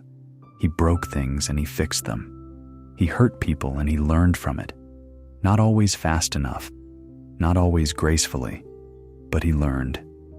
And in the end, the man who started out unable to sacrifice anything sacrificed everything. The man who could not see past his own reflection gave his life for strangers he would never meet. The man who built walls and armor and fortress after fortress around his heart opened it wide enough to hold the entire universe. I am Iron Man. Tony said those words 3 times across this story. Each time, they meant something different. The first time, at the press conference after defeating Obadiah Stane, it was a declaration. A man stepping into the spotlight and refusing to hide. The second time, at the end of Iron Man 3, after destroying his suits and having the arc reactor removed, it was an affirmation. The suit does not make the man. The man makes the suit. Tony was Iron Man, not because of the armor, but because of who he was inside it. The third time was the last. Standing before Thanos with 6 Infinity Stones in his hand, knowing what the snap would cost him, Tony said those words as a farewell. A final act of defiance against a being who called himself inevitable. A reminder that heroes are not gods or titans or cosmic forces. Heroes are people who choose, in the worst possible moment, to do what is right, even when it will cost them everything. Tony's legacy lives on in the people he touched. Peter Parker carries his influence. Peter learned from Tony what it means to be a hero, not from the big speeches or the fancy suits, but from the quiet moments, the rooftop conversation after the ferry, the phone calls that went unanswered, the suit that was taken away and given back. Peter became the hero he is because Tony believed in him, even when Tony could not say it out loud. Rhodey carries his tech and his memory. The man who stood beside Tony since before any of this started, who wore the armor Tony built, who fought Tony's battles and called Tony on his nonsense in equal measure.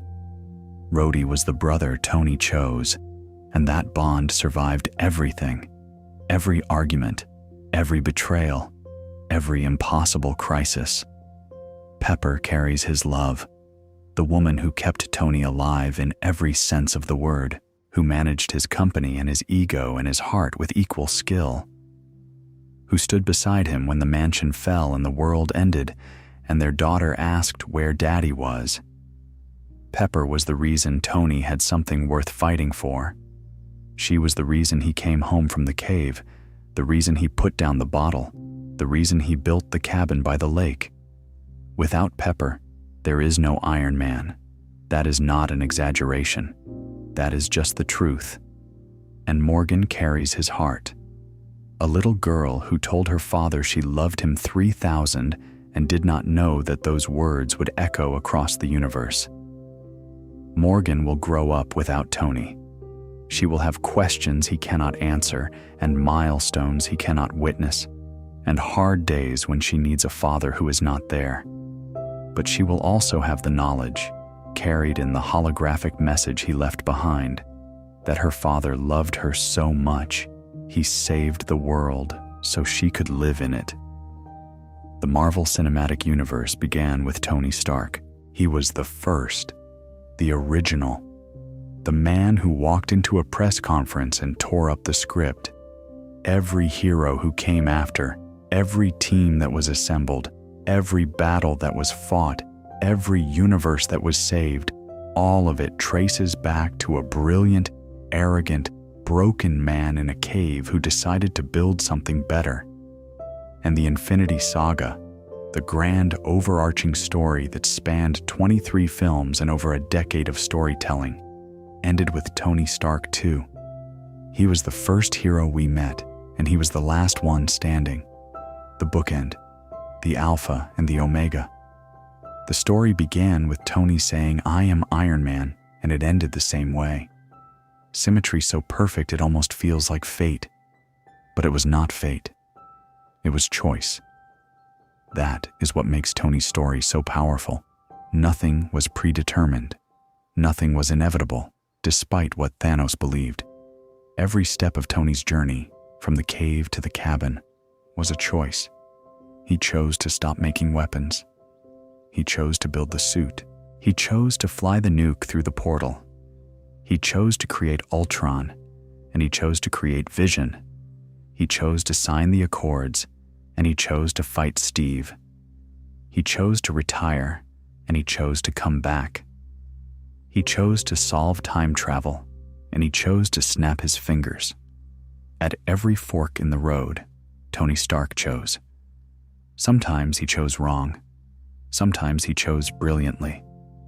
But he always chose. And in the end, facing the most powerful being in the universe, with 6 stones in his hand and his daughter's voice echoing in his memory, he made the choice that defined not just his story, but the story of every person in every world across every dimension.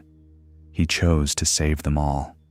You know, one of the things I find most beautiful about this story is how it mirrors something very real about the way people actually change. In life, transformation is not dramatic. It does not happen in a single montage or a single speech or a single decision. It happens slowly, through 1,000 small choices, through failures that teach you more than your successes ever could, through the quiet moments when no one is watching and you decide, for no reason other than it feels right, to be a little bit better than you were yesterday. Tony did not become a hero overnight. He became one over the course of 11 years and 9 films. He stumbled. He relapsed. He made the same mistakes in new costumes. He pushed away the people he loved, and then pulled them back, and then pushed them away again. He was infuriating and inspiring in almost equal measure. But the direction was always forward. Even when he fell forward. And that, I think, is the real lesson of Tony Stark's story. You do not have to be perfect.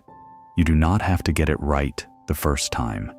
You do not even have to get it right the 10th time. You just have to keep going. You just have to keep choosing to try. There is something deeply comforting about that, especially late at night, when the world is quiet and your thoughts are loud. The idea that redemption is not a destination, but a direction. That every day is another chance to build something better than what you built yesterday. That the mistakes you have made do not define you nearly as much as what you choose to do next. Tony Stark started with nothing but a box of scraps in a cave, and he ended with the entire universe in his hands, not because he was the strongest or the most powerful, but because he never stopped trying to protect the people he loved. So that is the entire story of Tony Stark, the genius, the billionaire, the man who wore the armor, the man who did not need to, the father, the friend, the hero. I hope you enjoyed the journey tonight. I know it was a long one, and if you have made it all the way here, I appreciate you more than I can say. Whether you are still awake or drifting off somewhere warm and safe, I hope this story gave you what you needed tonight. Maybe it was entertainment. Maybe it was comfort. Maybe it was just the sound of someone talking softly about something that matters. Whatever it was, I am glad you were here. In a future video, we will be covering other corners of this incredible universe. There is so much more to talk about, so many stories left to tell. But for now, this one is done, and it is a good one to end the night on. And if you are still here, still listening, still awake in the soft quiet of the night,